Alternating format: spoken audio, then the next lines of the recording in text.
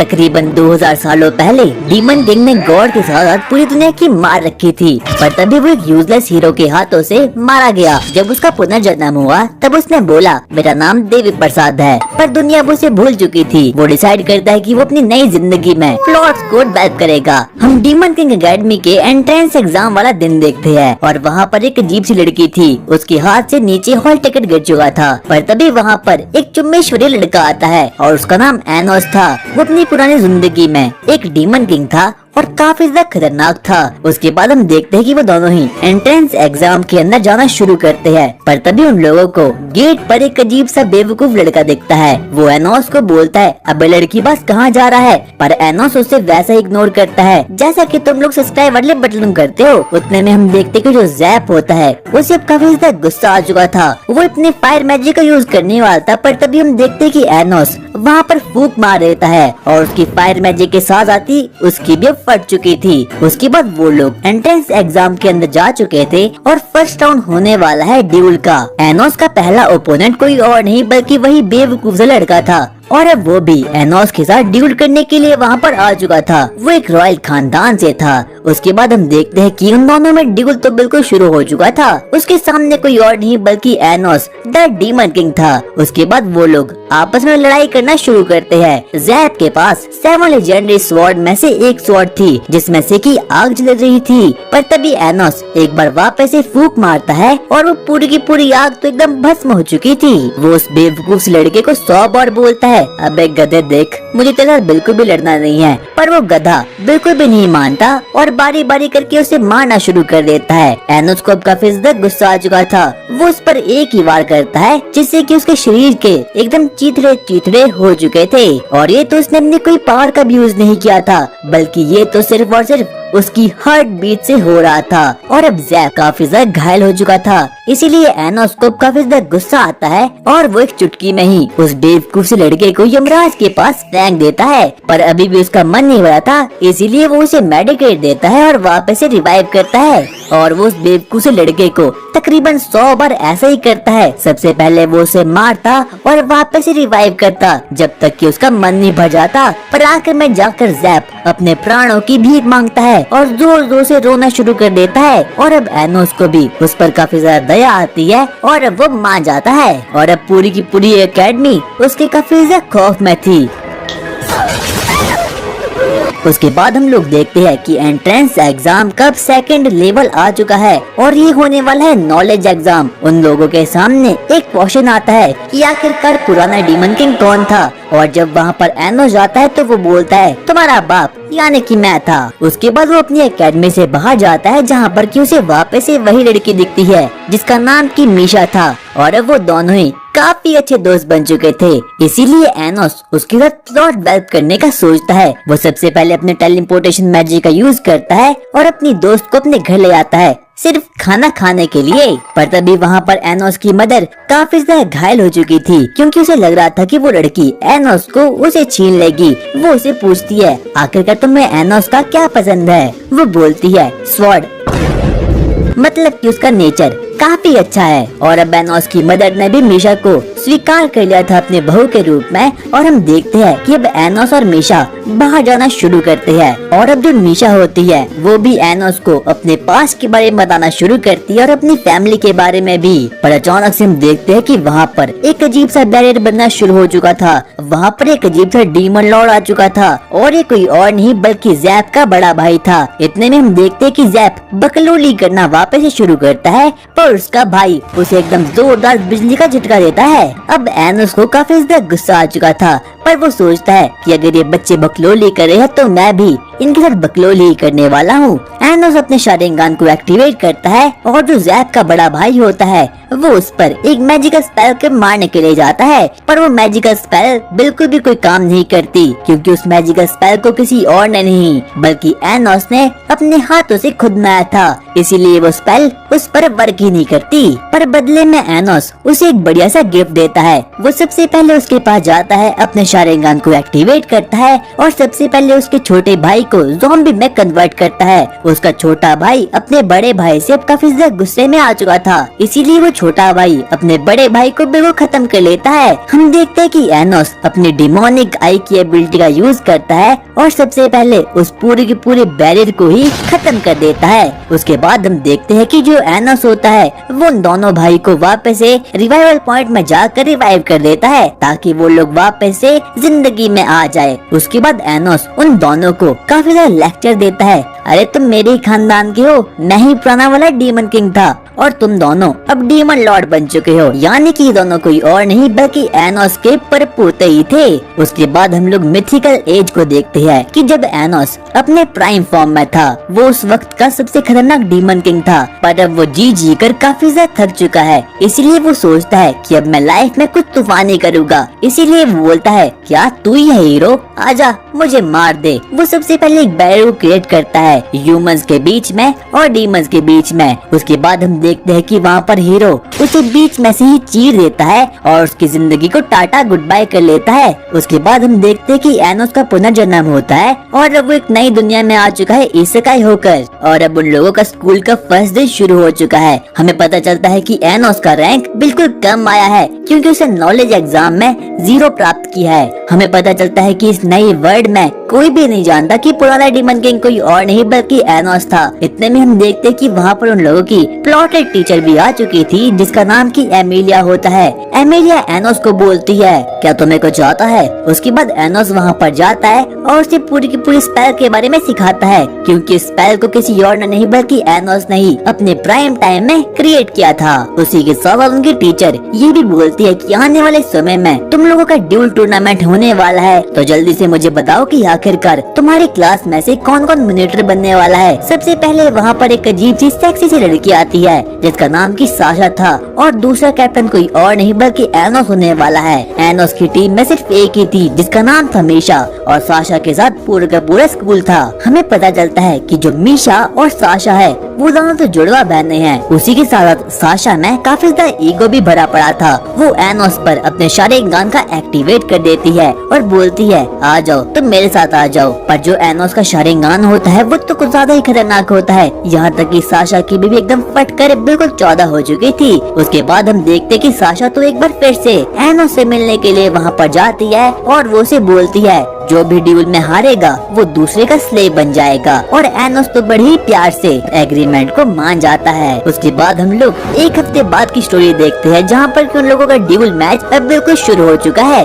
Sasha की team में लगभग पूरा का पूरा स्कूल है और एनोस की टीम में सिर्फ मीशा है जो कि एकदम ट्रैश जैसी है। उसका काम तो बिल्कुल भी कुछ नहीं था। सबसे पहले हम लोग देखते हैं कि साशा की टीम अपनी प्रोटेक्शन के लिए एक बहुत बड़े कैसल को क्रिएट कर देती है और उसके बाद मीशा भी छोटे छोटे कैसल को बनाना शुरू करती है। पर एनोस तो एकदम चैट बंदा था, इसीलिए वो बिना रोके साशा के कैसल की तरफ आगे बढ़ना शुरू करता है। पर साशा के कैसल में काफी खतरनाक प्रोटेक्शन स्किल था, पर उसने भी कोई कच्ची गोलियां नहीं खेली। उसके पास डीमन किंग की पावर थी। वो तो एक ही झटके में उस पूरे के पूरे कैसल को गोल गोल घुमाना शुरू करता है और उसके बाद उसके साथ बास्केटबॉल खेलना शुरू कर देता है। सभी के सभी बच्चों की हालत बिल्कुल खराब हो चुकी थी, यहाँ तक कि किसी ने तो अपनी पैंट एकदम गीली कर रखी थी।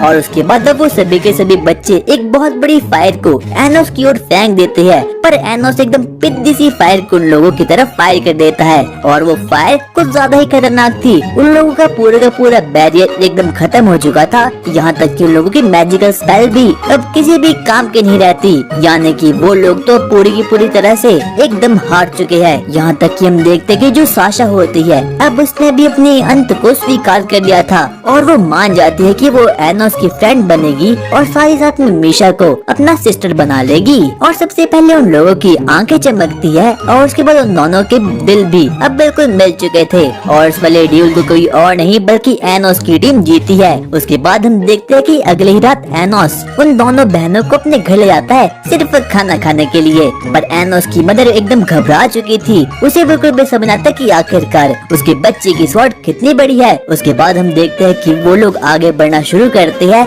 और उसके बाद एनोस एक अच्छे बच्चे की तरह दोनों लड़कियों को अपने अपने घर ड्रॉप कर देता है, पर आखिर में जाकर फाइनली वो लोग प्लॉट को डेवलप कर देते हैं।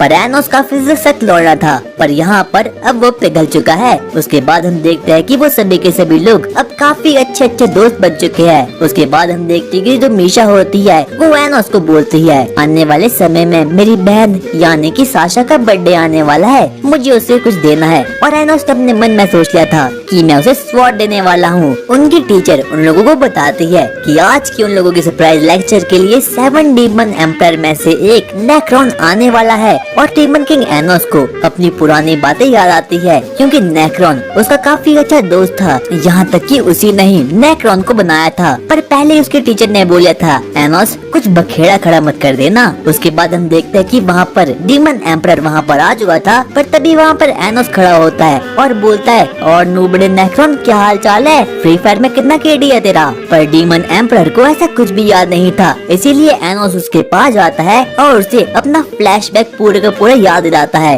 पर उसे पता चलता है कि नेक्रोन के दिमाग में उससे जुड़ी अब कोई भी यादें नहीं है। उसके बाद हम देखते हैं कि क्लास के बाद वो नेक्रोन से बातें करना शुरू करता है और नेक्रोन उसे बताता है कि प्राइम टाइम में किसी को भी नहीं पता कि पुराना डीमन किंग एनोस था, और बच्चों को भी ये बताया जा रहा था कि पुराना डीमन किंग कोई और था, बल्कि एनोस नहीं था। उसके बाद हम लोग देखते हैं कि अब उन लोगों का एग्जाम आ चुका है, उन लोगों को डंजन में जाना है और वहाँ पर उन लोगों को एक रिपोर्ट को कलेक्ट करना है। उसके बाद वो लोग फाइनली मान चुके थे। उसके बाद अब वहाँ पर साशा भी आ चुकी थी और अब वो दिन फाइनली आ चुका है जिस दिन की उन लोगों का डंजन एग्जाम शुरू होने वाला है। और उसके बाद वहाँ पर उन लोगों की टीचर भी वहाँ पर आ चुकी थी। उसके बाद एनोस ने बोलता है, अरे तुम चिंता मत करो, तुम मेरे साथ हो, इसका मुझे चप्पा चप्पा पता है, क्योंकि ये पुराने जमाने में मेरा ही कैसल हुआ करता था। उन सभी लोगों को वहाँ पर एक तगड़ा सा वेपन मिलने वाला है और वो वेपन काफी ही ज्यादा खतरनाक है। उसके बाद वो लोग उस डंजन को एक्सप्लोर करना शुरू करते हैं, पर आगे वहाँ पर एंड पॉइंट आ चुका था। पर तभी वहाँ पर एनोस जाता है और वहाँ पर जो खुफिया तहखाना था, उसके बाद वो लोग अंदर जाना शुरू करते हैं। वहाँ पर काफी अजीब अजीब तरीके की चीजें भी थी और उसके बाद एनोस से बताता है कि ये वाली चीजें नेचुरल मैजिकल सर्कल को बनाती है। उसके बाद हम देखते हैं कि जो एनोस होता है वो साशा को लेकर एक अजीब से तहखाने में जाता है। उसके बाद हम देखते हैं कि एनोस मीशा को लेकर एक सीक्रेट तहखाने में जाता है और बोलता है अपनी बहन के लिए यहाँ से कोई भी बर्थडे गिफ्ट को चुरा लो। और वहाँ पर मीशा को एक फिनिक्स रॉब काफी ज्यादा पसंद आता है। उसके बाद हम देखते हैं कि वो अपनी बड़ी बहन को एकदम बढ़िया सी चीज को गिफ्ट कर देती है और अब साशा भी ये देखकर काफी ज्यादा खुश हो चुकी थी। एनोस किसी दूसरे ठिकाने में जाता है और जब वो वापस से अपने कमरे में जाता है कि अभी तक जो भी हो रहा था ये सब कुछ तो बस साशा का एक नाटक ही होता है। साशा ने मीशा को खत्म कर लिया है और अब उसके अंदर कोई भी जान नहीं बचती। और एनोस को तो इस चीज को देखकर कोई भी शॉक्ड फील नहीं होता। वो बोलता है मुझे पता ही था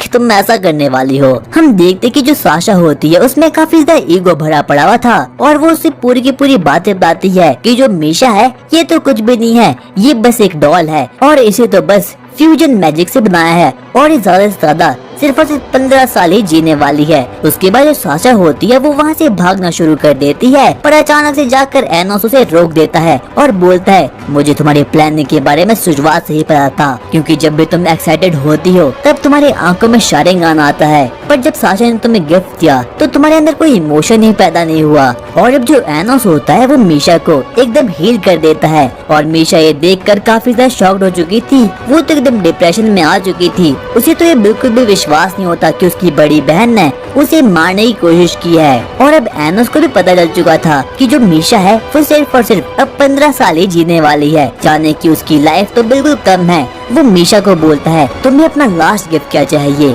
और मीशा बोलती है मुझे एक पूरा का पूरा दिन अपनी बहन के साथ बिताना है, मैं तुम्हारी इस विश को कैसे भी करके कंप्लीट करके रहूंगा, और हाँ मैं तुमसे काफी ज्यादा प्यार भी करता हूँ। उसके बाद हम देखते हैं कि वो लोग अब डंजन से बाहर जाना शुरू करते हैं और सबसे पहले एनोस वहाँ पर साशा से मिलता है और बोलता है कि मुझे मीशा की लास्ट विश को पूरा करना है, कि इसे एक पूरा का पूरा दिन तुम्हारे साथ बिताना है। पर जो साशा होती है वो काफी ज्यादा अकड़ूसी थी। वो बोलती है अगर ऐसा करना है तो उसके लिए सबसे पहले तुम्हें मुझे ड्यूल में हराना होगा। और अब एनोस भी मान चुका था और उसके बाद वो लोग मैजिकल सर्कल बैटल को शुरू करते हैं और वो भी डीमन किंग के कैसल में। हमें पता चलता है कि जो मीशा होती है वो बहुत ही बड़े बड़े सर्कल को क्रिएट करती है, पर आखिर में जाकर अब वो अपने लिमिट तक पहुंच चुकी थी। और आर्नोस तो अपने एक ही मैजिकल स्पेल का यूज करता है और एक बहुत बड़े मैजिकल सर्कल को क्रिएट कर देता है और अब फाइनली इस ड्यूल को आर्नोस जीत चुका था। हमें पता चलता है कि जो मीशा होती है और जो साशा होती है उन दोनों के बीच अब करीबियां बढ़नी शुरू हो चुकी थी। साशा को अपना पास याद आता है कि आखिरकार कैसे मीशा उसे हमेशा संभाली करती थी, यानी कि तब भी जब उसके पास शारिंगन एक्टिवेट हुआ था और तब तो किसी को भी उस पर कोई भी विश्वास नहीं था। उसके बाद साशा अपनी बहन मीशा को बोलती है मैंने आज से लेकर अभी तक ये सब कुछ जानबूझकर किया ताकि तुम मुझसे नफरत करो और मैं एक मैजिकल स्पेल को क्रिएट कर पाऊँ ताकि तुम हमेशा हमेशा के लिए जिंदा रह पाओ मेरी बहन। और इस जादू करने के लिए थोड़ा नाराज होना काफी ज्यादा इम्पोर्टेंट था। उसके बाद वो एक ऐसी मैजिकल स्पेल को क्रिएट करने के लिए जा रही थी जिसकी मदद से कि इन दोनों की किस्मत बदल जाएगी, यानी कि मीशा की किस्मत साशा को आ जाएगी और साशा की किस्मत मीशा को आ जाएगी, यानी कि अब साशा मरने वाली है। पर जब साशा अपनी मैजिकल स्पेल को क्रिएट करने वाली तभी हम देखते हैं कि मीशा उसे ऐसा करने से रोक देती है और बोलती है बड़ी बहन मैं मर जाऊंगी पर मैं तुम्हें कभी भी मरने नहीं दूंगी। और आर्नोस उनके इस सभी चीजों को देख रहा था और वो बोलता है अबे मैं इस दुनिया का पापा हूँ, मैं कुछ भी कर सकता हूँ, मैं तुम दोनों बहनों को जिंदा करके दिखाऊंगा। उसके बाद आर्नोस डिसाइड करता है कि वो टाइम मैजिक का यूज करने वाला है जो कि इस पूरी की पूरी दुनिया में काफी ज्यादा इलीगल है। वो सबसे पहले दोनों बहनों के पास जाता है और उसके बाद अपने मैजिकल सर्कल को वहाँ पर क्रिएट कर डालता है। उसका मैजिकल सर्कल काफी ज्यादा खतरनाक था, पर तभी हम देखते हैं कि वहाँ पर नेक्रोन आता है और आर्नोस की चेस्ट में एक बहुत बड़ी स्वॉर्ड को डाल देता है ताकि वो उसे खत्म कर पाए। और ऐसा उसने इसीलिए किया था क्योंकि टाइम मैजिक का यूज करना इस पूरी की पूरी दुनिया में बिल्कुल इलीगल है। पर तभी आर्नोस बोलता है अबे नेक्रोन तू इतना बड़ा हो गया कि अपने ही पापा को मारेगा। वो उसे एक ही शॉट में वहाँ से बाहर फेंक देता है और अपनी स्पेल पर काम करना शुरू करता है। उसके बाद वो दोनों पर फेट मैजिक का यूज करता है। हमें पता चलता है कि अब वो दोनों ही टाइम मैजिक तक पहुँच चुके थे, पर तभी हम देखते हैं कि अचानक से वहाँ पर टाइम गार्डियन आ चुका था। टाइम गार्डियन सबसे पहले नेक्रोन की पावर को अपने अंदर एब्जॉर्ब करता है और अब वो काफी ज्यादा शक्तिशाली बन चुका था।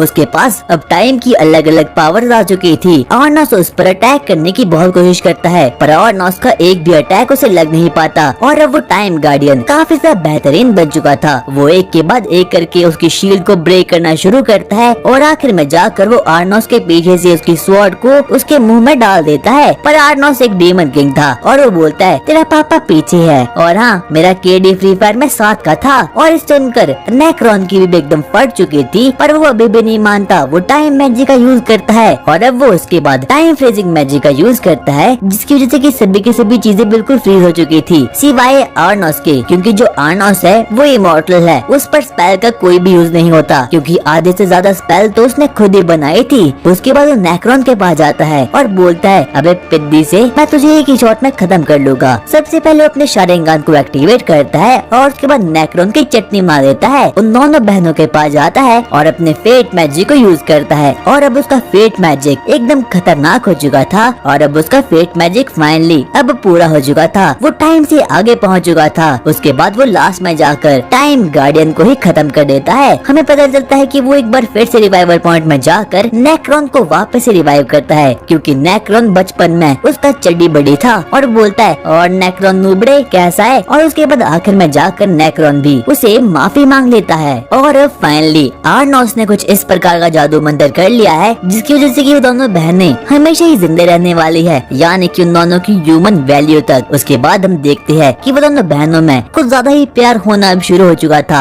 आर्नोस सबसे पहले मीशा के पास जाता है और वहाँ पर उसे रिंग बनाता है और बोलता है आज से तू मेरी पसंदीदा औरत है। और जिसे सुनकर साशा को काफी ज्यादा जेलस फील होता है क्योंकि वो भी आर्नोस की स्वॉर्ड का अनुभव करना चाहती है। उसके बाद हम देखते हैं कि अगले दिन शुरू होता है और अब वहाँ पर उनकी क्यूटी सी टीचर आती है। वो उन्हें बताती है कि आगे चल के तुम्हारे फ्यूचर में स्वॉर्ड टूर्नामेंट होने वाला है, पर इस वाले टूर्नामेंट में कोई भी हाइब्रिड टीचर नहीं बनने वाला और न ही तो वो लीडर बन सकता है। पर तभी वहाँ पर एक अजीब सी वर्थलेस गर्ल खड़ी होती है और बोलती है आप ऐसा नहीं कर सकते। पर तभी वहाँ पर आर्नोस जाता है और वहाँ पर वो उसे पूरी की पूरी बातें बता देता है। वहाँ पर हम देखते कि आर्नोस एक अजीब से बच्चे को पकड़ता है और उसके अंदर से एक ऐसी वेपन को निकालता है जो कि चोरी हो चुका था, यानी कि उस बच्चे ने उस स्वॉर्ड को चोरी कर रखा था। और अब वो क्यूटी भी एकदम खुश हो चुकी थी और बोलती है रात को मेरे पास आ जाना। पर तभी हम देखते हैं कि एक अजीब सी लड़की आर्नोस के पास जाती है और इतने में ही हम देखते हैं मीशा उसे बोलती है अबे मेरे पति देव से दूर है। वो तो कुछ ज्यादा ही पोजेसिव बन चुकी थी आर्नोस को लेकर और अब आर्नोस भी धीरे धीरे करके पूरी एकेडमी में काफी ज्यादा पॉपुलर हो रहा था। उसके बाद हम देखते हैं कि वो लोग प्रेपरेशन करना शुरू कर लेते हैं अपने आने वाले टूर्नामेंट में, जिसका नाम होने वाला है स्वॉर्ड टूर्नामेंट। और उसके बाद आर्नोस ट्रेनिंग करने के लिए कुछ लड़कियों के ग्रुप के पास जाता है और वो लड़कियां तो उसे देख कर ही एकदम खुश हो चुकी थी और वो सभी की सभी एकदम बावली सी हो रखी थी। उन लोगों को तो कैसे बिगड़ के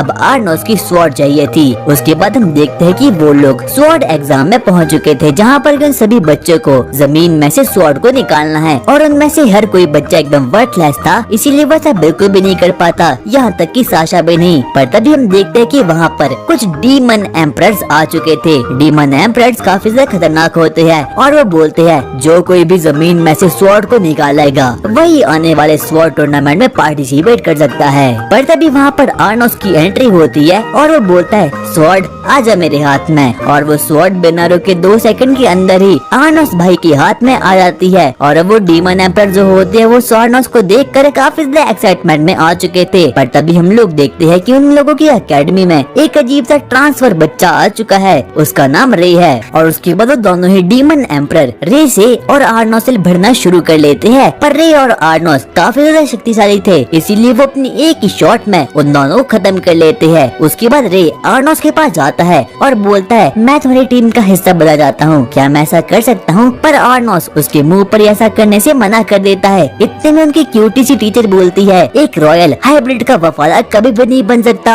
पर तभी हम देखते हैं कि रे उसे बोलता है अबे टीचर तुझे तो पढ़ाना भी नहीं आता, आखिरकार तू क्यों बोल रही है? और आर्नोस को वो लौंडा काफी ज्यादा पसंद आता है क्योंकि वो काफी ज्यादा खतरनाक था और उसका ऑरा भी काफी ज्यादा खतरनाक था। इतने में हम देखते हैं कि वहाँ पर एक अजीब सी वर्थलेस लड़की वापस से खड़ी होती है और बोलती है मुझे कैसे बिगड़ के स्वॉर्ड टूर्नामेंट में पार्टिसिपेट करना है। हम देखते हैं कि अब वो दिन आ चुका है जिस दिन की उन लोगों की स्वॉर्ड टूर्नामेंट शुरू होने वाली है। आर्नोस की टीम में उसकी 2 पसंदीदा औरत थी, बाकी कोई भी नहीं था। और उनके सामने वाली टीम में पूरा का पूरा स्कूल था और साथ ही साथ में रे भी। सबसे पहले जो आर्नोस होता है वो बैटल ग्राउंड में जाता है, पर तभी हम देखते हैं कि वहाँ पर एक रॉक कैसल समन हो चुका था। बाकी सभी के सभी बच्चे उस रॉक वाले कैसल को कंट्रोल कर रहे थे और आर्नोस से भिड़ने के लिए वहाँ पर रे आ चुका था। आर्नोस सबसे पहले एक बड़ी लकड़ी को लेता है और उसे वो स्वॉर्ड के रूप में यूज करने वाला है रे के साथ बैटल करते हुए। उसके बाद उन दोनों की एक लेजेंडरी बैटल शुरू होती है। उन दोनों की बैटल काफी ज्यादा खतरनाक होती है। हम देखते हैं कि जो मीशा होती है वो दूर से ही कैनन को ब्लास्ट कर देती है ताकि वो लोग उस कैसल वाले मॉन्स्टर को खत्म कर पाए। और साशा भी अपना काम कर रही थी, वो दोनों बहनें मिलकर एक बहुत बड़े अटैक को उसकी ओर फेंक देती है और उसके बाद उसके चीथड़े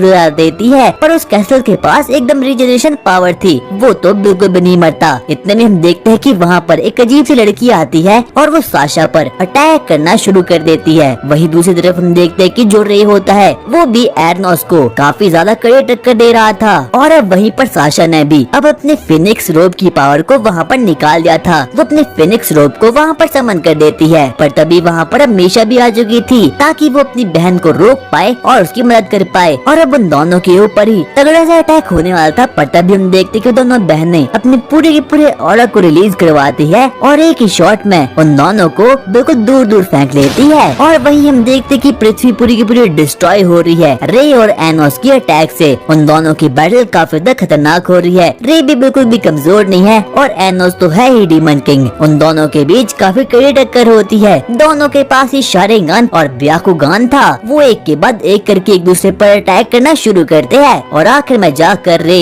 आर्नोस के ऊपर जाता है। पर आर्नोस बोलता है मैं दुनिया का पापा हूँ और आखिर में जाकर वो उसे एक बड़ी लकड़ी से बिल्कुल हरा देता है। और अब रे आर्नोस के प्यार में बिल्कुल बावला सा हो रखा है। वो तो उसका एकदम फैन बन चुका है और बोलता है सर मैं आपकी टीम में आना चाहता हूँ। उसके बाद हम देखते हैं कि वो क्यूटी सी टीचर एक बार फिर से अनाउंस करती है कि स्वॉर्ड टूर्नामेंट के लिए आर्नोस और रे को सिलेक्ट किया गया है। पर आर्नोस को पहले ही पता चल चुका था कि जरूर कुछ न कुछ खिचड़ी पड़ रही है और अब इस किंगडम में कुछ ऐसी सीक्रेट ऑर्गेनाइजेशन है जो कि एनोस को खत्म करना चाहती है। पर तभी हम देखते हैं कि जो एनोस होता है वो प्रिंसिपल ऑफिस में जाता है और प्रिंसिपल कोई और नहीं बल्कि एनोस का पुराने जमाने का मंत्री था। वो बोलता है, महाराज फाइनली आप आ चुके हो। मेरा मन तो आपको भूल गया पर मेरी आत्मा आपको कभी भी भूल नहीं सकती। और उसके बाद हम देखते हैं कि एनोस अपनी पसंदीदा औरत को अपने घर ले आता है और उसके बाद उसकी पसंदीदा औरत उसे एकदम बढ़िया बढ़िया से खाना खिला देती है। और अब मीशा और साशा में रेस लगी है कि आखिरकार एनोस की वाइफ कौन बनने वाली है। उसके बाद हम देखते कि संडे का दिन था। उसके बाद वो लोग प्लॉट को डेवलप करना शुरू करते हैं। पर सबसे पहले हम देखते हैं कि एनोस मीशा को एकदम नए नए गिफ्ट देता है क्योंकि मीशा कोई गोल्ड डिगर नहीं है साशा की तरह। पर तभी एनोस के पास उसकी पुरानी जमाने की वफादार बिल्ली आती है जिसका नाम था एल्डर लॉर्ड ईस। और वो बोलती है, मास्टर आपको मारने की साजिश रची गई है स्वॉर्ड टूर्नामेंट में। और एनोस को तो पहले इस बात की भनक लग चुकी थी पर वो फिर भी कुछ नहीं करता और वो बोलता है, मैं सबको संभाल लूंगा। उसके बाद हम देखते कि वो सबसे पहले रे से मिलता है और रे बोलता है, तैयार है ना, मैं तुम्हें खत्म करने के लिए आ रहा हूँ। और अब वो दोनों बच्चे ही स्वॉर्ड टूर्नामेंट में पार्टिसिपेट करने वाले हैं। हम देखते कि फाइनली अब वो दिन आ चुका है उन लोगों के स्वॉर्ड टूर्नामेंट का। एनोस सबसे पहले अपनी मम्मी जी का आशीर्वाद देता है और बैटल एरिना में भगवान का नाम लेकर वहाँ पर चले जाता है। वहाँ पर हम लोग सबसे पहले डिफेंडिंग चैंपियन को देखते हैं जो कि काफी ज्यादा खतरनाक होता है। पर तभी वहाँ पर एंट्री होती है एनोस की और अब पूरी की पूरी एकेडमी उसे चीयर करना शुरू कर लेती है। एनोस वहाँ पर अपने शारिंगान को एक्टिवेट करके वहाँ पर जाता है, मैं 2 सेकंड में तुझे खत्म कर लूंगा। वो नौटंकीबाज एनोस पर इधर उधर वार करना शुरू करता है पर एनोस तो एक के बाद एक करके बस उसके वारों को डॉज करे जा रहा था और आखिर में जाकर फाइनली वो उसे हरा देता है और बोलता है, कैसा लगा। और उल्लू बोलता है, एनोस ने जीत लिया है। पर पता नहीं क्यों एनोस की क्यूटी सी टीचर इस बात को सुनकर बिल्कुल भी खुश नहीं थी। और उसके बाद एनोस अपनी फाइट को निपटा कर अपने रूम में वापस जाता है ताकि वो आराम से बैठकर फ्री फायर खेल सके। पर तभी वहाँ पर रे आता है और उसे मारना पीटना शुरू कर देता है पर एनोस उसे उल्टा मुंह वापस से भगा देता है, मैं तुम्हें खत्म कर लूंगा टूर्नामेंट में। पर कहीं न कहीं एनोस को पता चल चुका था कि रे के पास एक ब्रेसलेट है जो कि सिर्फ और सिर्फ रॉयल्टी पहनते हैं। उसके बाद हम देखते हैं कि एनोस अपने अगले मैच के लिए बिल्कुल रेडी हो चुका था और उसके बाद वो एक के बाद एक करके सभी को पेलना शुरू करता है।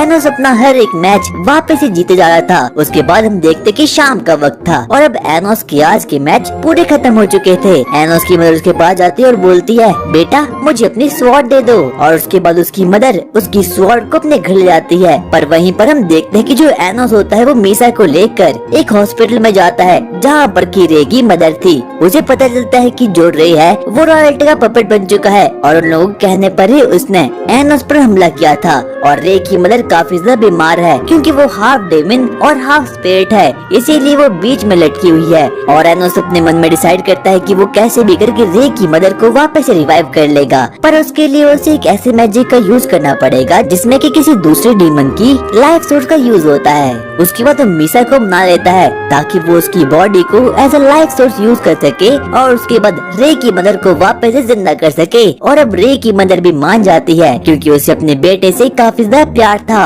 उसके बाद हम देखते हैं कि जो एनोस होता है वो सबसे पहले एक मैजिकल सर्कल को अपीयर करता है और उसके बाद अपनी मैजिकल स्पेल को वहाँ पर डालना शुरू करता है। मीसा की body as a source use हो रही थी ताकि रे की मॉम की बॉडी वापस से अपनी रियल लाइफ में वापस से आ जाए। उस मैजिकल स्पेल को करने में काफी ज्यादा माना यूज होता है। पर वहीं दूसरी तरफ हम देखते हैं कि जो एनोस की मदर होती है वो वापस से अपने घर जा रही थी बाकी लड़कियों को लेकर। पर तभी हम देखते हैं कि वहाँ पर तो एमिलिया नामक टीचर आ चुकी थी। वो एनोस की मदर से जोर जबरदस्ती करना शुरू करती है और बोलती है, मुझे जल्दी से एनोस की स्वॉर्ड दे दो। पर एनोस की मदर ऐसा बिल्कुल भी नहीं करती, इसीलिए वो उसे डराना धमकाना शुरू कर देती है और आखिर में जाकर वो उसे अपने डार्क मैजिक का यूज कर देती है। पर तभी हम देखते हैं कि वो काफी ज्यादा इंजर्ड हो चुकी थी। वहाँ पर बाकी की लड़कियां भी आ चुकी थी और उसके बाद वो लोग एनोस की मदर को प्रोटेक्ट करना शुरू कर देते हैं। पर वो लड़की काफी ज्यादा वीक थी और उसके बाद हम देखते हैं कि जो टीचर होती है वो तो बारी बारी करके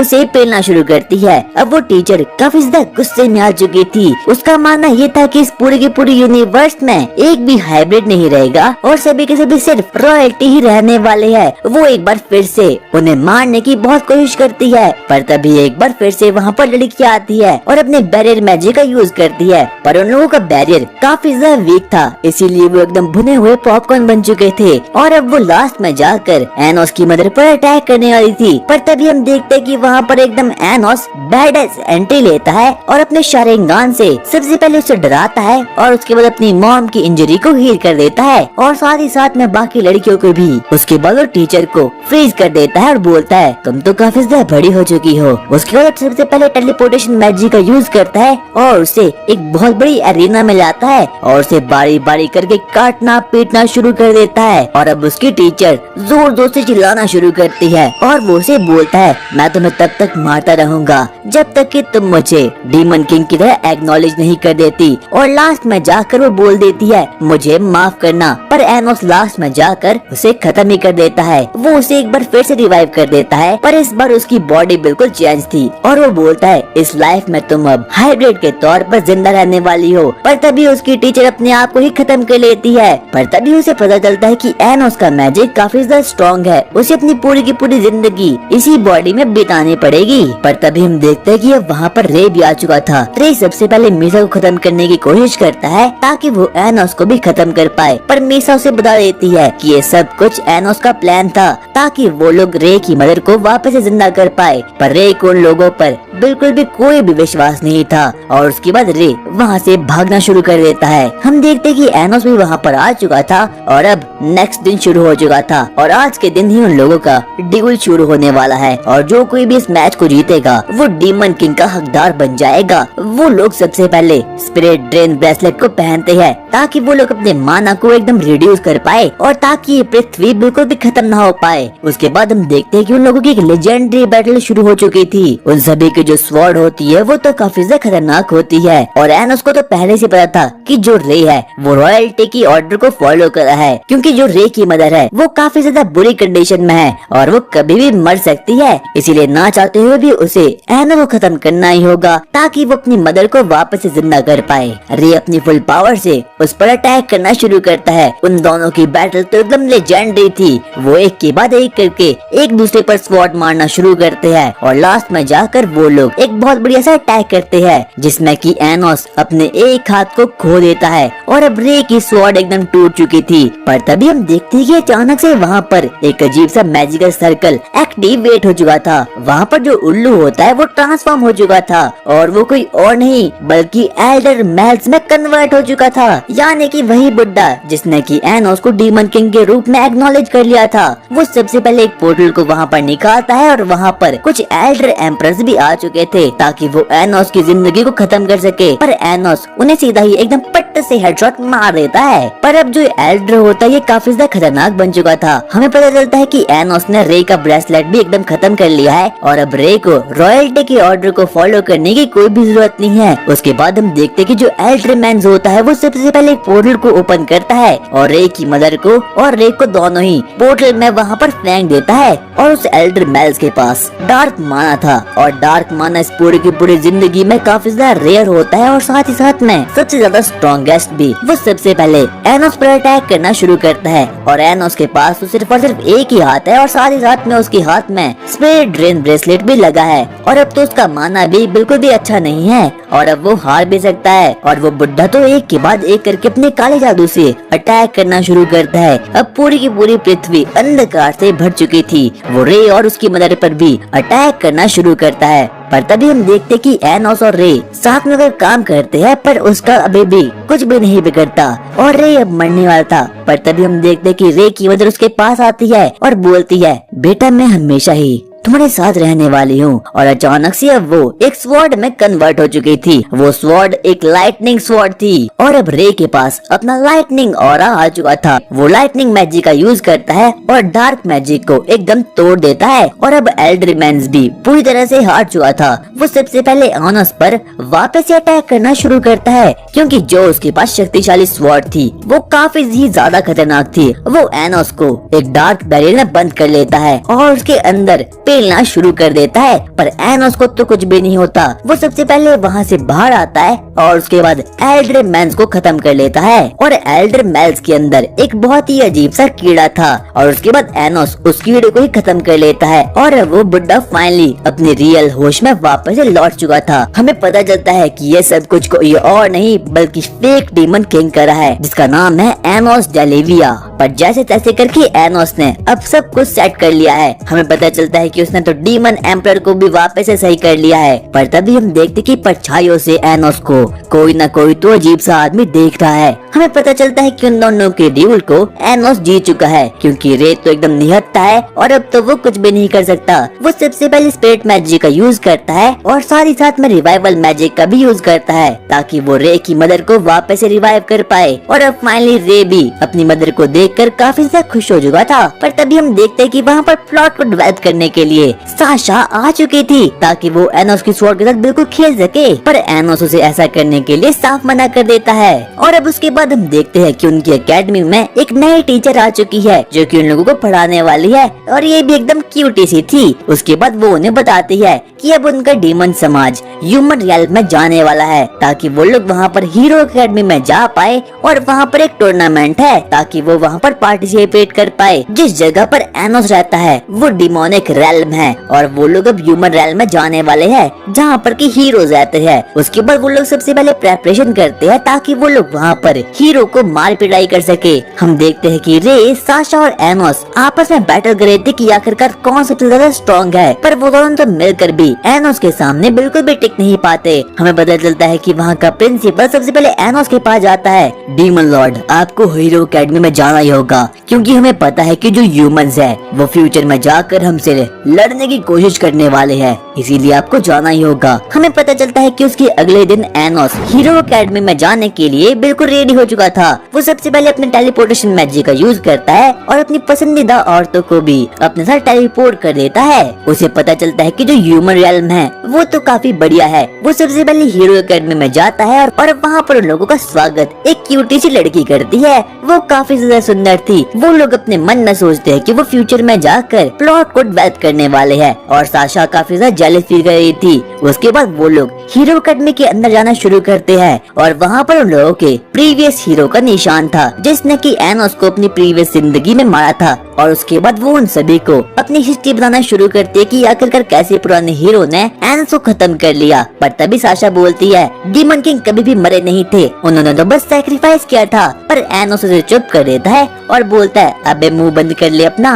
उसके बाद हम देखते हैं कि वहाँ पर कुछ हीरोज आ चुके थे जो कि रीइंकार्नेशन हुए थे यहाँ पर ताकि वो नए नए हीरोज बन पाए और नए नए डीमंस को खत्म कर पाए। हम देखते हैं कि वहाँ पर तो एक अजीब सा पढ़ाकू बच्चा आ चुका था और उसके बाद वो एनोस की बेइज्जती करना शुरू करता है और बोलता है कि जो डीमन लोग होते हैं उनके पास तो कोई भी पावर नहीं होती। और उसके बाद वहाँ पर अब और भी हीरोज आ चुके थे। वो बिना कुछ कहे बस एनोस पर अटैक करना शुरू करते हैं। पर एनोस बस एक ही फूक को मारता है और उसके पूरे के पूरे मैजिकल स्पेल को अब जीरो कर देता है। और अब फ्यूचर में जाकर हीरो एकेडमी और डीमन एकेडमी के बीच काफी सारे टूर्नामेंट होने वाले हैं, इसीलिए वो लड़की भी उन्हें प्रिपेयर होने के लिए बोल देती है। और एनोस तो पैदा होकर ही एकदम रेडी होकर आया था। उसके बाद एनोस हीरोज की लीडर से भी मिलता है और अब वो वक्त आ चुका था जब हीरो एकेडमी और डीमन एकेडमी के बीच मैजिकल बैटल शुरू होने वाली है। सबसे पहले वहाँ पर एक हीरो एकेडमी का लौंडा आता है और वो अपनी मैजिकल स्पेल को बोलता है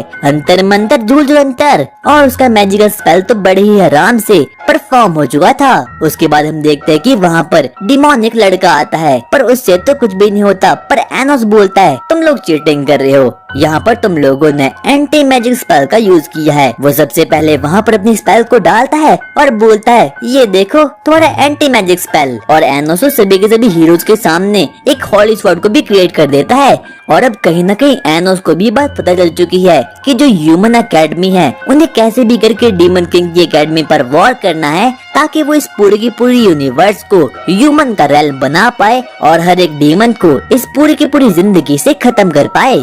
और अब वो दिन आ चुका है जिस दिन की डीमन किंग एकेडमी और हीरोज की एकेडमी के बीच मुकाबला शुरू होने वाला है। वहाँ पर हम देखते हैं कि वहाँ पर तो दोनों चीजों के प्रिंसिपल भी थे। उसके बाद वो लोग डिसाइड करते हैं कि जो आने वाला टूर्नामेंट होने वाला है वो अंडर वाटर होने वाला है और अंडर वाटर टूर्नामेंट काफी ज्यादा घातक साबित होता है। उसके बाद हम देखते हैं कि एनोस बोलता है मैं जाने वाला हूँ, लड़ाई के लिए मेरी टीम जाने वाली है। पर तभी वहाँ पर क्लास का मॉनिटर बच्चा आता है जो कि एक डीमन ही था और वो अपने प्रिंसिपल से बोलता है मैं जाने वाला हूँ। और हालांकि वो उस प्रिंसिपल का फेवरेट बच्चा था इसीलिए वो ऐसा करने के लिए मान जाती है। उसके बाद हम देखते हैं कि उन लोगों के बीच एक ड्यूल होना शुरू हो चुका था। सबसे पहले डीमन किंग एकेडमी वाटर के नीचे अपना एक बहुत बड़े कैसल को क्रिएट कर देती है और उसके बाद हम देखते हैं कि देखते ही देखते हीरोज की एकेडमी भी एक बहुत बड़े कैसल को बना लेती है ताकि वो अपने माना को और मैजिक को काफी बढ़िया तरीके से रिस्टोर कर पाए। उसके बाद वो लोग एक दूसरे पर अटैक करना शुरू करते हैं। पर तभी हम देखते हैं कि जो हीरोज की एकेडमी होती है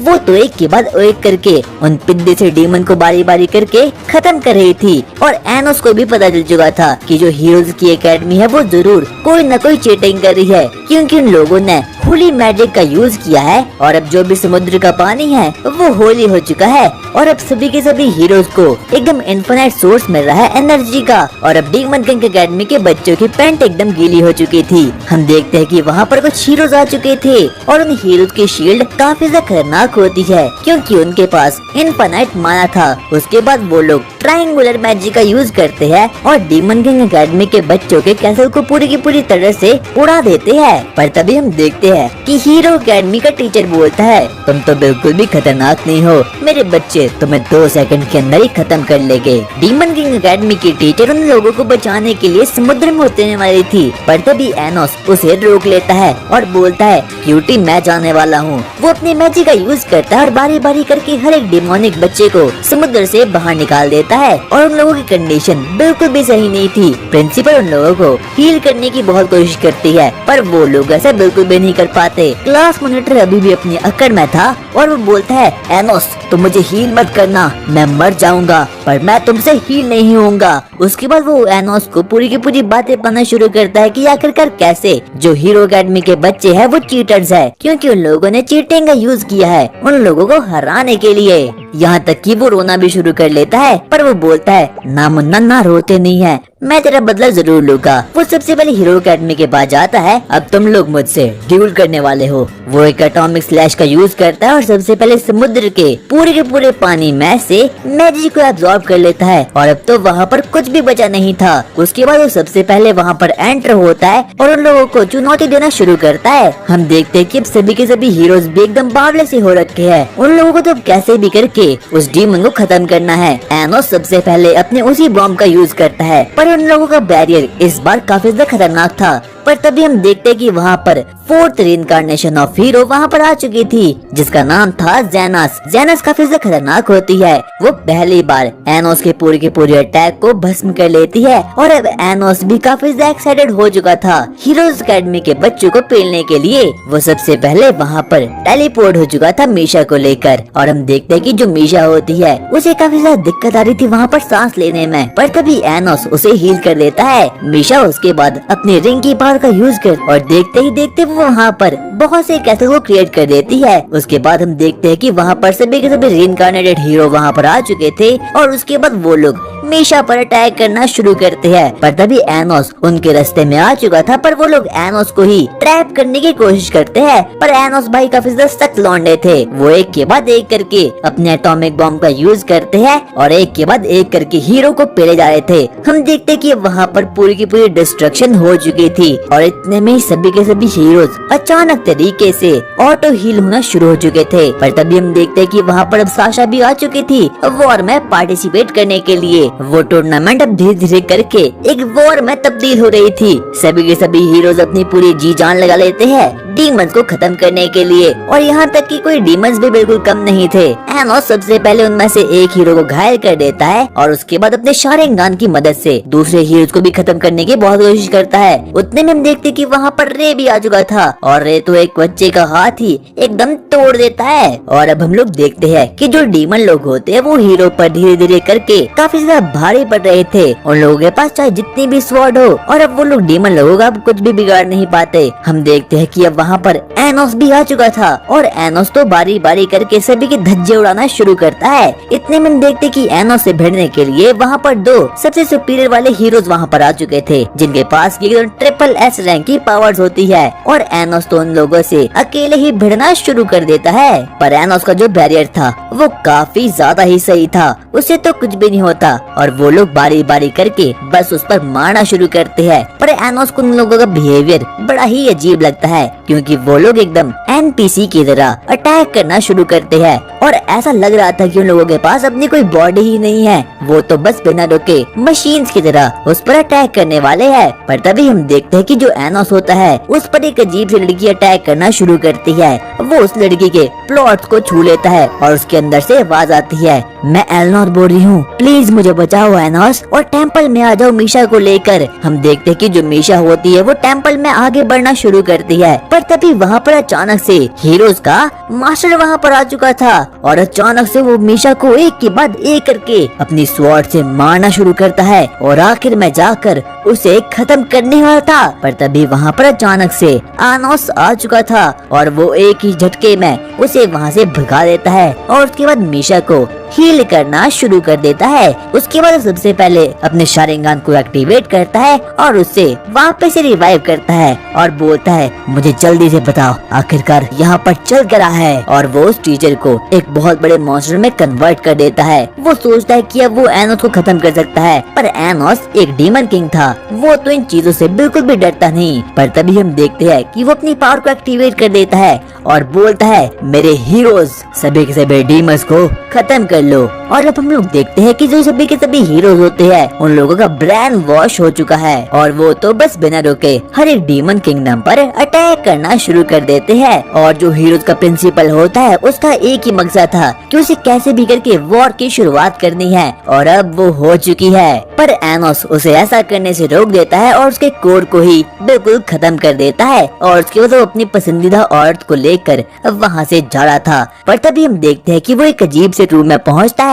और वहाँ पर हम देखते हैं कि सभी के सभी हीरोज तो बारी बारी करके वापस से रीजनरेट होना शुरू होते हैं। पर तभी हम देखते हैं कि वहाँ पर एलनोर होती है और एलनोर उसे पूरी की पूरी बातें बताती है। इस पूरी की पूरी एनर्जी का सोर्स मैं ही हूँ और मैं ये कर रही हूँ, जब तक मैं मरूंगी नहीं तब तक कोई भी हीरो मरना नहीं वाला। और अब लोगों को पता चल चुका था कि जो दरअसल में हीरोज होते हैं वो कोई हीरोज नहीं बल्कि विलन होते हैं। वो उसे ये भी बताती है, हमारे पुराने हीरोज को यानी कि कैनन को 2000 सालों पहले हमारे लोगों ने ही खत्म कर लिया और अब हम लोग विलन बन चुके हैं और यहाँ पर हर एक हीरोज की मल्टीपल कॉपीज है। पर तभी हम देखते हैं कि अचानक से वहाँ पर हीरोज एकेडमी का प्रिंसिपल वहाँ पर आ चुका था। पर तभी अचानक से पीछे से एंट्री होती है डीमन एम्परर्स और फेक डीमन किंग एओस डेरिविया का। एनोस डेलिविया सबसे पहले अपनी होली स्वॉर्ड को वहाँ पर निकालता है और उसकी होली स्वॉर्ड तो कुछ ज्यादा ही खतरनाक थी। वो वहाँ पर ब्लैक होल को भी समन कर देता है जो कि पूरी की पूरी माना कंजप्शन करा था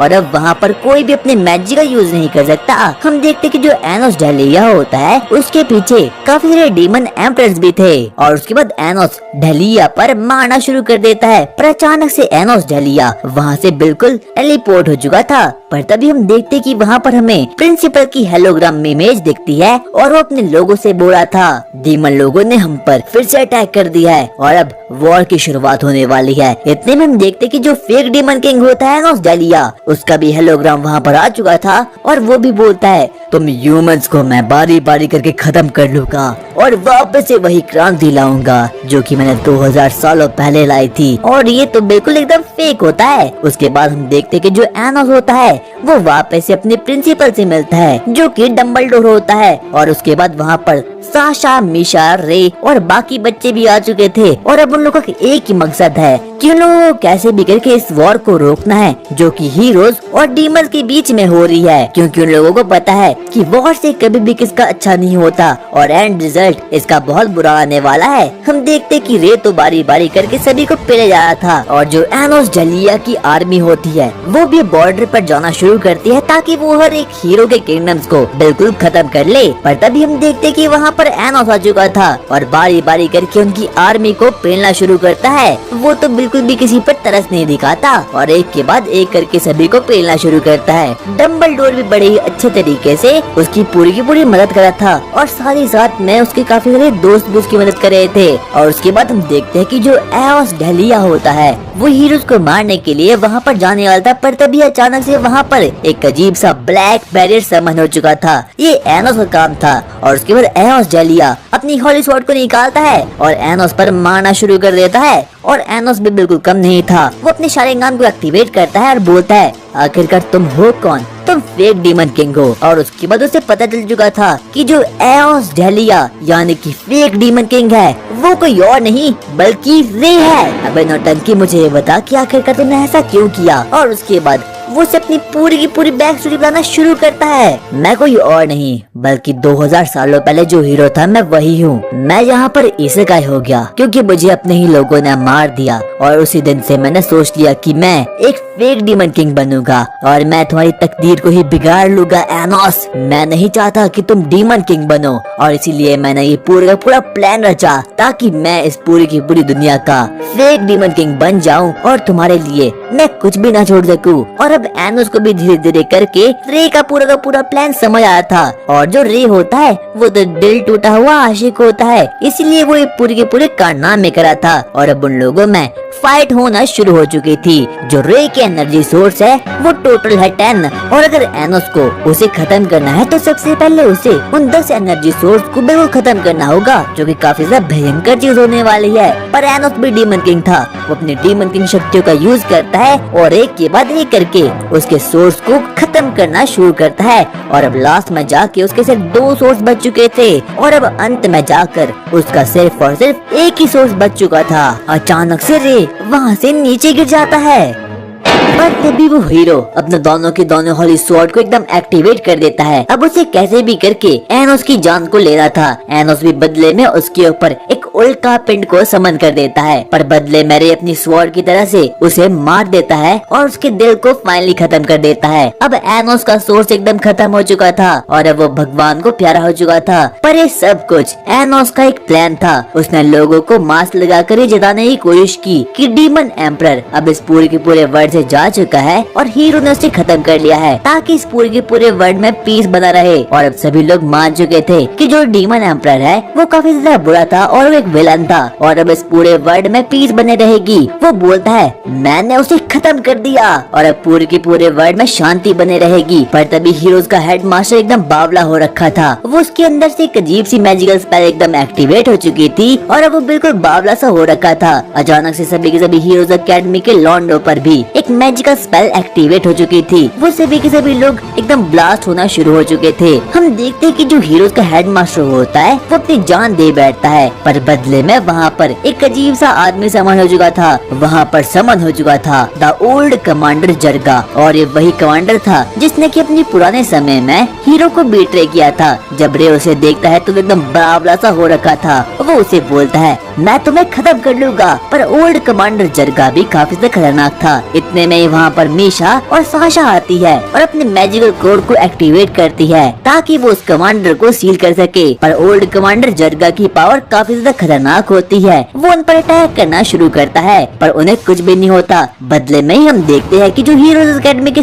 सभी बच्चे होते हैं उनके अंदर की मैजिकल पावर भी एक्टिवेट हो चुकी थी और मीशा सभी के सभी स्टूडेंट को बबल में ट्रैप करना शुरू करती है और रे भी उनकी मदद कर रहा था। हम देखते कि जो ओल्ड कमांडर जरगा होता है वो एक बार फिर से बारी बारी करके सबको मारना शुरू करता है। पर तभी अचानक से वहाँ पर एकदम लाइटनिंग समन हो चुकी थी और तभी हम लोग देखते हैं कि वहाँ पर एनोस वापस से समन हो चुका है। वो उससे बोलता है एनोस आखिरकार तुम वापस से पैदा कैसे हो गए? तुम तो मेरी ही आंखों के सामने मरे हुए थे क्योंकि मैं इस पूरी की पूरी दुनिया का पापा हूँ। वो उसी पूरी की पूरी बातें बताता है कि आखिरकार कैसे उसने अपने ऊपर ओरिजिन मैजिक का यूज किया था और अब वो वापस से एक बार फिर से इस दुनिया में आ चुका है और अब वो उसकी मार के रख देगा। उतने में हम देखते हैं कि जो ओल्ड कमांडर जरगा होता है वो अपने नाइट को वहाँ पर समन कर देता है पर बदले में वहाँ पर रे आता है और उसकी स्वॉर्ड को डॉज कर देता है। और अब एनोस भी अपनी फुल फॉर्म में आ चुका था। अब वो भी अपनी पावर का यूज करता है और एक के बाद एक करके जरगा पर मारना शुरू करता है और जरगा भी कहाँ कम था। इसीलिए एनोस सभी की सभी लड़कियों से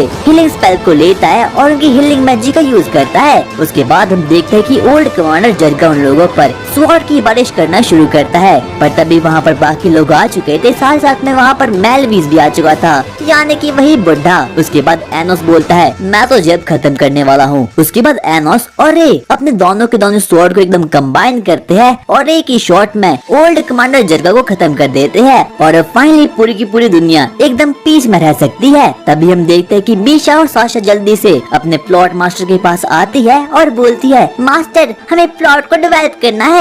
और अब एनोस भी मान चुका था। अब उसी के साथ साथ एनोस एल्नोर के पास भी जाता है और उसके प्लॉट पर एक स्पेल को एक्टिवेट कर देता है, जिसकी वजह से कि वो एनोस की स्वॉर्ड के साथ कभी भी खेल सकती है। उसके बाद हम 2000 साल पहले की कहानी देखते हैं। वहाँ पर हम देखते हैं एक गॉड को जो कि मदर ऑफ स्पिरिट लैनो के पास आया था। उस गॉड का सिर्फ और सिर्फ एक ही मकसद था कि उसे कैसे भी करके मदर ऑफ स्पिरिट के साथ प्लॉट को डेवलप करना है और एक ऐसे बच्चे को पैदा करना है जो कि इस पूरी की पूरी दुनिया का सबसे शक्तिशाली एंटिटी हो। पर तभी वहाँ पर एनोस आता है और एक ही शॉट में उसे खत्म कर देता है। वो गॉड उसे बोलता है डीमन किंग मुझे पता था कि तुम यहाँ पर आओगे, पर अब गॉड तुम्हें बिल्कुल भी नहीं छोड़ेंगे, वो तुम्हें खत्म कर लेंगे। पर तभी वहाँ पर एनोस का बॉडीगार्ड आता है और उस गॉड को एक ही शॉट में खत्म कर देता है और अब वो गॉड भगवान को प्यारा हो चुका था। वहाँ पर एनोस लीनो को बोलता है, यानी कि मदर ऑफ स्पिरिट को, अब तुम बिल्कुल सेफ हो। और लीनो भी एकदम खुश हो चुकी थी। उसके बाद वो लीनो को एक केव मिल जाता है और वहाँ पर वो बोलता है कि अब मेरा बॉडीगार्ड तुम्हें प्रोटेक्ट करने वाला है, क्योंकि अब गॉड्स के बीच में और डीमंस के बीच में एक युद्ध छिड़ने वाला है और गॉड्स का एक ही मकसद है कि उन लोगों को कैसे भी करके डीमन किंग यानी कि एनोस को खत्म करना था। उसके बाद हम देखते हैं कि गॉड ने अपने कुत्तों की आर्मी वहाँ पर मारने के लिए भेजी है ताकि वो लीनो को खत्म कर सके। पर तभी वहाँ पर बॉडीगार्ड आता है और एक के बाद एक करके सभी को पेल कर रख देता है। पर तभी वहाँ पर बच्चा आता है और वो अपना नाम बताता है अनाशु, और ये कोई और नहीं बल्कि एनोस का ही बच्चा था। उसके बाद हम लोग वापस से प्रेजेंट में आते हैं, जहाँ पर हम देखते हैं कि हमारा प्लॉट मास्टर यानी कि एनोस अपनी दोनों पसंदीदा औरत के पास बैठा है। वहाँ पर उन सभी के टीचर्स आते और हम लोगों को बताती है कि कुछ हीरो एकेडमी के बच्चे डीमन एकेडमी में आ चुके हैं पढ़ने के लिए। उसी के साथ साथ वो उन लोगों को एक नए टीचर से भी मिलवाती है जिसका नाम की एरेड था। एरेड काफी ज्यादा खतरनाक था। वो बोलता है बच्चों नहीं गधे बच्चों, मुझे पता है कि तुम्हारे पास बिल्कुल भी पावर नहीं है। असली डीमन वो नहीं था जो कि मारा गया, बल्कि असली डीमन तुम्हारे बीच में है यानी कि एनोस। और हाँ, मैं तुम सभी को खत्म कर दूंगा, साथ साथ मैं एनोस को भी। वो कुछ नाप शनाप बोलना शुरू करता है। पर तभी हम देखते हैं कि एनोस वहाँ पर आता है कि डीमन किंगडम पूरी की पूरी तरह से फ्री है, इसीलिए डीमन एम्परर किसी पर भी राज नहीं करेगा। पर एरेड को ये बात बिल्कुल भी पसंद नहीं आती। कहीं न कहीं एनोस को पता चुका था कि जो एरेड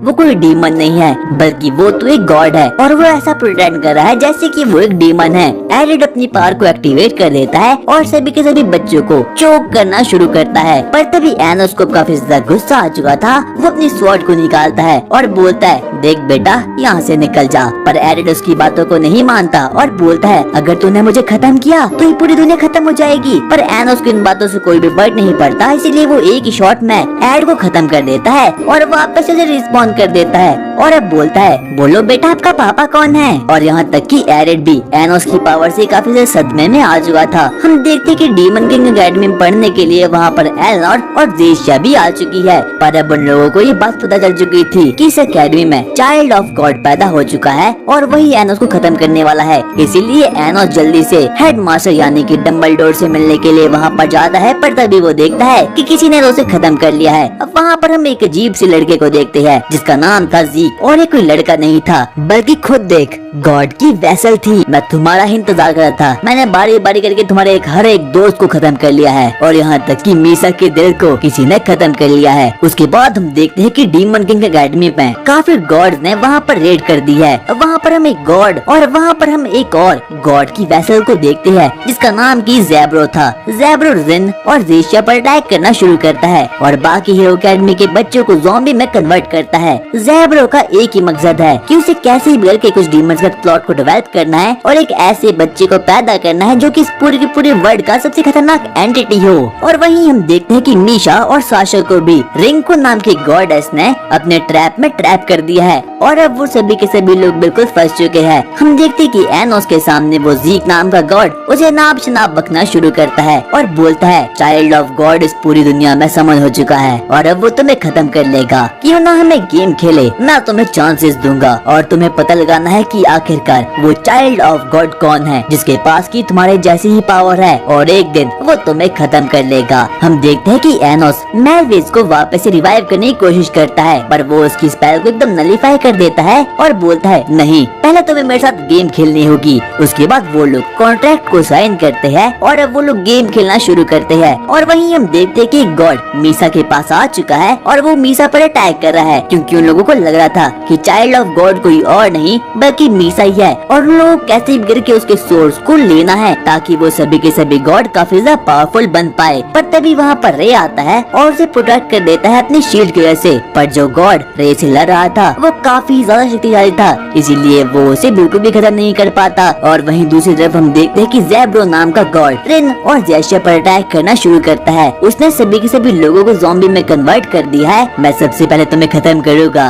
और उसके बाद तुम्हारे साथ प्लॉट को डेवलप करूंगा ताकि हमारे छोटे छोटे नन्हे मुन्ने बच्चे हो पाए और उसके बाद मैं उन्हें गॉड बना लूंगा। वहीं हम देखते हैं कि मीशा और साशा को भी रिंग को बोलना शुरू करती है मैं कैसे भी करके तुम लोगों के प्लॉट को ले लूंगी और उसके बाद तुम्हारे सोर्स को भी ले लूंगी ताकि तुम्हारी पावर्स मेरे पास आ जाए। पर वो दोनों भी बिल्कुल रेडी हो चुके थे उन लोगों को खत्म करने के लिए। उसके बाद हम लोग देखते हैं कि एनोस अपनी पूरी की पूरी IQ का यूज करता है पर फिर भी वो ये पता नहीं लगा पाता कि आखिरकार इस एकेडमी में वो है कौन जो कि चाइल्ड ऑफ गॉड है। ज़ीक उसे बोलता है क्यों बच्चे अब हार गया, पता चल के कौन है पापा दुनिया का। और सभी के सभी लोग गॉड से लड़ने के लिए अपनी जान की बाजी लगा देते हैं। यहाँ तक कि रे अपनी पूरी की पूरी पावर से उनसे लड़ा था पर रे का सोर्स अब बिल्कुल खत्म हो चुका था और जो उसके सामने का गॉड था वो बारी बारी करके सबको मारना शुरू करता है। और वहीं हम देखते हैं कि ज़ेब्रो भी एकदम किलो के हिसाब से ज़ॉम्बी को समन कर देता है और उसके बाद वो रिन और जेशिया पर अटैक करना शुरू कर देता है। ज़ेब्रो तो इस पूरी की पूरी एकेडमी के सभी बच्चों को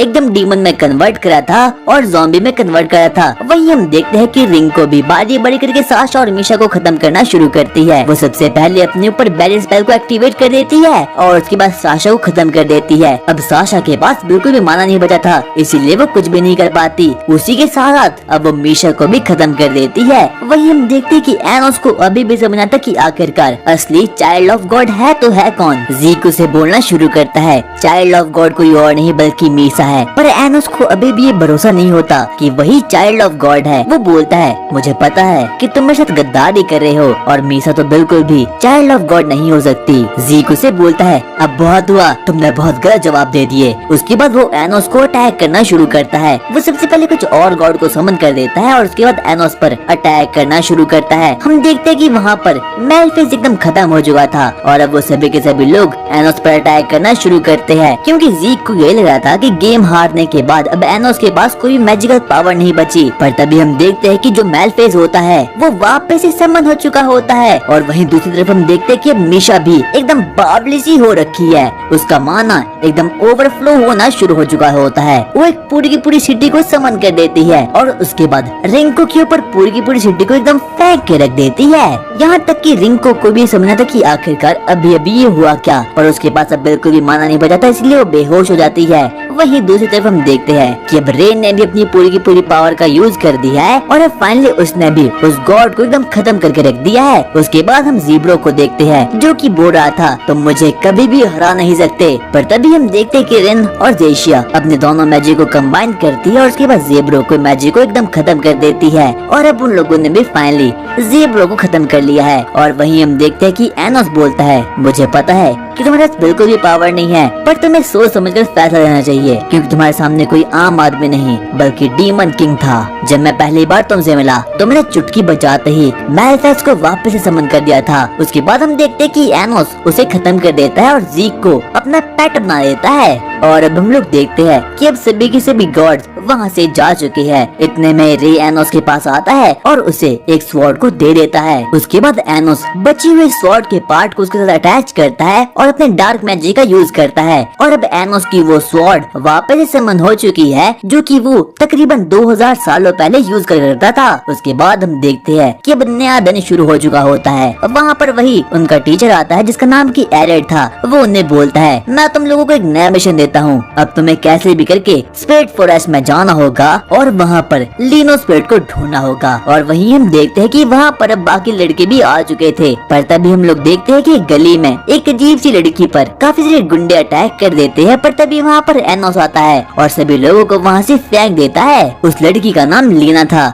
एनोस उससे बोलता है, क्या तुम्हें पता है कि आखिरकार स्पेड फॉरेस्ट कहाँ है? वो उसे बोलती है, हाँ मुझे पता है। एनोस अपने शारिंगान का यूज करता है और उसे पता चलता है कि हो सकता है कि इस लड़की को पता हो सकता है कि आखिरकार स्पेड फॉरेस्ट क्या है। उसे तो कैसे भी करके अपने पूरे मिशन को कंप्लीट करना था। उसके बाद वो लड़की लीना लोगों को बताती है कि वो लोग स्पेड फॉरेस्ट में तब तक नहीं जा सकते जब तक कि यहाँ पर चंद्र ग्रहण शुरू नहीं हो जाता। पर जब एनोस इस बात को सुनता है तो वो काफी ज्यादा पागल हो रखा था। वो सबसे पहले अपने मैजिक का यूज करता है और मून को सीधा ही सन के ऊपर लेता है और बोलता है, लो चंद्र ग्रहण आ चुका है, अब हम लोगों को जल्दी से वहाँ पर समन कर दो। और इसलिए लीना भी उन लोगों को वहाँ पर समन कर देती है। वही हम देखते हैं कि एनोस के पास काफी सारी लड़कियाँ वहाँ पर आती है ताकि वो उसके साथ प्लॉट को डिवाइड कर सके, पर एनोस उसे ऐसा करने से साफ साफ मना कर देता है। और अब उसके बाद वो लोग फाइनली स्पेड फॉरेस्ट में आ चुके थे और वो सभी की सभी स्पेड एनोस को जानती थी। उसके बाद वो लोग जब सभी की सभी स्पेड मीसा को देखती है तो वो बोलती है, हमें पता है कि आप तो स्पेड लेनो की बच्ची हो, यानी कि मीसा ही चाइल्ड ऑफ गॉड है। वो उसे बोलती है, प्लीज क्या आप मुझे ये बता सकती हो कि आखिरकार मेरे फादर कौन है? वो स्पेड उसे बताना शुरू करती है कि जो आपकी मदर है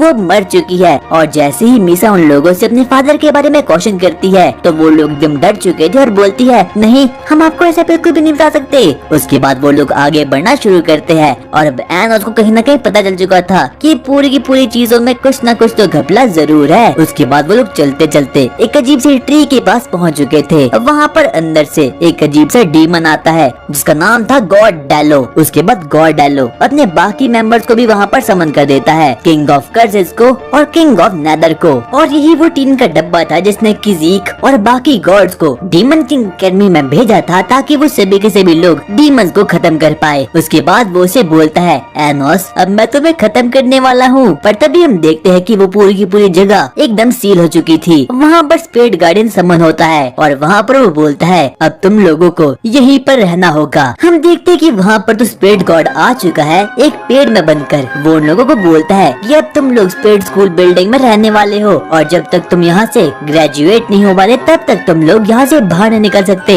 एनोस से बोलता है, आखिरकार हम लोगों को ग्रेजुएट होने में कितना समय लगेगा? लगता है 4 साल या फिर जितना तुम लोगों का IQ है उस हिसाब से 10 साल भी कम पड़ जाएंगे। यानी कि वो सभी के सभी विलेंस इसी जगह पर फंसे रहेंगे जब तक कि वो लोग यहाँ से ग्रेजुएट नहीं हो पाते। और अब वो लोग एक नई एकेडमी में यहाँ पर आ चुके हैं। पर तभी गिलियोस एनोस को बोलता है, मैं तुम्हारे साथ बैट लगाता हूँ। जो भी मेरी टीम के मेंबर्स है वो तुम लोगों से काफी ज्यादा IQ वाले हैं और वो तुम लोगों को 2 सेकंड में ही पछाड़ कर रख देंगे। और एनोस भी बोलता है, नहीं मेरी प्लॉट वाली लड़कियाँ काफी ज्यादा बेहतरीन है और वो तुम्हें 2 सेकंड के अंदर ही खत्म कर लेगी और उनके पास काफी ज्यादा IQ है। पर गिलियोस इस बात को बिल्कुल भी नहीं मानता। उसके बाद वो लोग एग्रीमेंट को साइन कर देते हैं और जो कोई भी टीम सबसे ज्यादा फर्स्ट आएगी और सबसे ज्यादा मार्क्स को स्कोर करेगी आने वाले टेस्ट में वो इस सील से बाहर निकल जाएगी और उसके बाद वो वापस अपने घर भी जा सकते हैं। वो लोग मान चुके थे पर सभी के सभी लड़की अब काफी ज्यादा घबरा चुकी थी क्योंकि उन लोगों को खाना बनाने के अलावा और कुछ भी नहीं आता। पर तभी एनोस लीना के पास जाता है और उसे उसकी पास्ट की मेमोरी देता है पर उस पर वो मैजिकल स्पेल बिल्कुल भी काम नहीं करती। और लीना बोलती है, मेरे पास थोड़ी बहुत मेमोरीज तो आ चुकी है पर अभी भी मेरे पास मेमोरीज नहीं आई। उसके बाद हम देखते हैं कि वो लोग अब बुक फॉरेस्ट में जाते हैं और वहाँ पर साशा और मीशा एकदम शॉक्ड हो चुकी थी। वो उन्हें बोलती है, आखिरकार हम लोग इस पूरे के पूरे सिलेबस को कैसे पढ़ने वाले हैं? क्योंकि वो सभी की सभी लड़कियों को काफी ज्यादा आलस आता था पढ़ने लिखने में बिल्कुल मेरी तरह। पर तभी हम देखते हैं कि एनोस एक बार फिर से अपनी मैजिकल स्पेल का यूज करता है और सभी की सभी बुक्स को भाई 1 सेकंड के अंदर ही पढ़ के रख देता है। यार मुझे भी चाहिए वाली मैजिक तो। उसके बाद वो साशा के अंदर एक बुक को फिट करने की कोशिश करता है पर वो तो 2 पन्ने में ही भगवान भगवान को प्यारी हो चुकी थी, क्योंकि उसका IQ एकदम 0/0 था। अब एनोस को पता चल चुका था कि इन लड़कियों का कुछ भी नहीं होने वाला, क्योंकि इनके अंदर तो बिल्कुल भी कोई दिमाग नहीं है। पर तभी हम देखते हैं कि वहाँ पर एनोस को एक अजीब सी बुक मिलती है, जिसका कि एक पन्ना फटा हुआ था, और वो लीना के पास जाता है और लीना बोलती है मुझे इसके बारे में कुछ भी नहीं पता, और एनोस को ये चीज काफी ज्यादा सस्पिशियस ही लगती है। एनोस यहाँ तक कि अपने मैजिकल स्पेल का भी उस पर यूज करता है, पर कुछ भी नहीं हो पाता। उसके बाद हम देखते हैं कि अब अगला दिन शुरू हो चुका है, और आज के दिन ही उन लोगों का टेस्ट शुरू होने वाला है। उसके बाद वो लोग अपना टेस्ट करना शुरू करते हैं। उन लोगों को पता चलता है कि वहाँ पर उन लोगों का टेस्ट आउट ऑफ सिलेबस आ चुका है। पर तभी एनोस वहाँ से खड़ा होता है और उसके बाद अपनी लड़की को बताना शुरू करता है, देखो पहले का आंसर ये है और दूसरे का आंसर ये। पर तभी गीलियोस बोलता है, अरे दद्दू इसे देखो, ये चीटिंग कर रहा है। पर तभी वो स्पिरिट गार्डियन उसे बताता है कि उसने तो 2 सेकंड के अंदर ही अपने पूरे के पूरे टेस्ट को कंप्लीट करके रख लिया था, और कहीं न कहीं एनोस को भी पता चल चुका था कि वो ऐसा बिल्कुल भी नहीं कर सकते, और अगर ऐसा ही चलता रहा तो वो सभी की सभी लड़कियां इस एग्जाम में फेल हो जाएगी। इसीलिए वो अपनी मैजिकल स्पेल का यूज करता है और अपनी मैजिक स्वॉर्ड और डिस्ट्रक्शन को वहाँ पर निकाल देता है। और अब टाइम भी बिल्कुल समाप्त हो चुका था। स्पिरिट गार्डियन लोगों को बोलता है अब टाइम खत्म हो चुका है, और अब हम लोगों को रिजल्ट में पता चलता है कि इस पूरे के पूरे एग्जाम में कोई और नहीं बल्कि एनोस की सभी लड़कियां एकदम फर्स्ट आ चुकी है। यहाँ तक कि एनोस को भी अपनी लड़कियों पर बिल्कुल भी विश्वास नहीं होता। एनोस उन लोगों को बताना शुरू करता है कि ये सब कुछ मेरी वजह से हुआ है, क्योंकि जो मेरी मैजिक स्वॉर्ड ऑफ डिस्ट्रक्शन है वो टाइम को भी पीछे कर सकती है। उसके बाद वो स्पिरिट गार्डियन उन लोगों को बताता है कि अगर उन लोगों को यहाँ से बाहर निकलना होगा तो सबसे पहले उन लोगों को स्पिरिट किंग को ढूंढना होगा। वो तकरीबन 1000 से भी ज्यादा डोर को समन कर देता है, और इनमें से सिर्फ और सिर्फ कोई एक दरवाजा स्पिरिट किंग की कैसल में जा सकता है। उसके बाद हम देखते हैं कि जो गीलियस और बाकी लोग होते हैं वो तो बारी बारी करके एक एक दरवाजा चुन लेते हैं। पर जो एनोस की लड़कियां थी वो काफी ज्यादा शॉक्ड हो चुकी थी। वो बोलती है पति देव आखिरकार अब हम लोगों को क्या करना चाहिए। उसके बाद एनोस अपने शैडो क्लोन जुत्सु का यूज करता है और तकरीबन अपने 1000 से भी ज्यादा शैडो क्लोन को बढ़ा देता है। उसके बाद वो बारी बारी करके हर एक डोर के अंदर जाना शुरू करता है, पर उसे कुछ भी नहीं मिलता, और आखिर में जाकर उसे फाइनली वो डोर मिल चुका था जिसका रास्ता की सीधा स्पिरिट किंग की कैसल तक जाता है। उसके बाद वो लीना के साथ वहाँ पर जाना शुरू करता है। लीना उसे बोलती है देखो यहाँ पर एक सीक्रेट दरवाजा है। उसके बाद वो लोग आगे बढ़ना शुरू करते हैं। हम देखते हैं कि वो लोग तो हेवन में आ चुके हैं। लीना बोलती है इस जगह को देखकर मुझे अपनी पुरानी यादें वापस आ रही है। वहाँ पर उन लोगों को एक ग्रेव दिखती है, और ये किसी और की नहीं बल्कि स्पिरिट मदर लिनोल की थी। उसके बाद हम देखते हैं कि वहाँ पर तो उसे मिलने के लिए ये वहाँ पर नेदर क्वीन आ चुकी है। वो उसे बोलती है कि किलियन नाम का बच्चा वहाँ से किडनैप हो चुका है, जो कि हीरोज एकेडमी में पढ़ा करता था, पर अब वो उसे कहीं भी नहीं मिल रहा। उसके बाद वो लोग सोचते हैं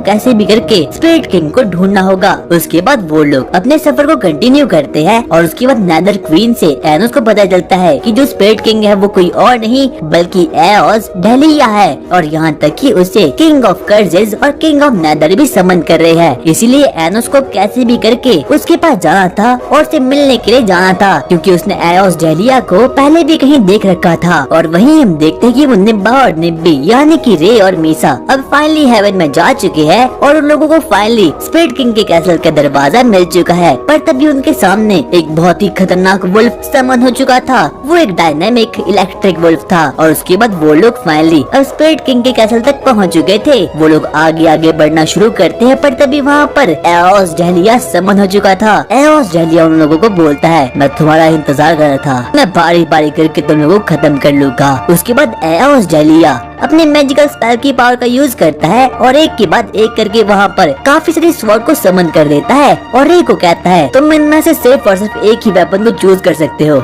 मुझे मारने के लिए। उसके बाद रे भी अपनी स्वॉर्ड को चुन लेता है, और अब हम देखते हैं कि एओस डेलिया भी बिल्कुल तैयार हो चुका है उसे खत्म करने के लिए। वहीं दूसरी तरफ हम देखते हैं कि जो एनोस और लीना होती है वो भी अब वो लोग फाइनली गेट तक तो पहुँच चुके हैं। पर तभी वहाँ पर एक बहुत ही पावरफुल और शक्तिशाली मॉन्स्टर वहाँ पर आ चुका था। पर तभी वहाँ पर किंग ऑफ कर्जेस आता है। इसीलिए हम देखते हैं कि एनोस और किंग ऑफ कर्जेस दोनों ही साथ मिलकर काम करते हैं, और उसके बाद उन लोगों को एक के बाद एक करके पेलना शुरू कर देते हैं, क्योंकि वो मॉन्स्टर काफी ज्यादा खतरनाक था। उसके बाद वो लोग फाइनली उसे खत्म कर देते हैं, पर वो एक बार फिर से वापस समन हो चुका था। इसीलिए ना चाहते हुए भी एनोस को एक बार फिर से अपने जियोग्रेस मैजिक का यूज करना पड़ता है। और वहीं दूसरी तरफ हम देखते हैं कि रे और एओस डेलिया आपस में तलवार से खेल रहे हैं, पर एओस डेलिया की तलवार तलवार काफी ज्यादा शक्तिशाली थी, इसीलिए वो रे को बारी बारी करके खत्म करना शुरू करती है। रे उसे बोलता है मैं इतनी आसानी से नहीं मर सकता, पर जो उसके सामने प्राणी था वो भी काफी ज्यादा खतरनाक था। वो सबसे पहले एक अजीब सी औरत को समन कर देता है। रे अपना बैरियर को क्रिएट करता है, पर तभी हम देखते हैं कि एओस जहलिया एक ही शॉट में उसकी बैरियर को खत्म कर देता है। और अब हम लोग देखते हैं कि मीसा ने भी अब अपनी स्पिरिट फॉर्म को एकदम अचीव करके रख दिया है। उसके बाद वो एओस जहलिया से मिलने के लिए वहाँ पर जाती है, पर सबसे पहले वो रे को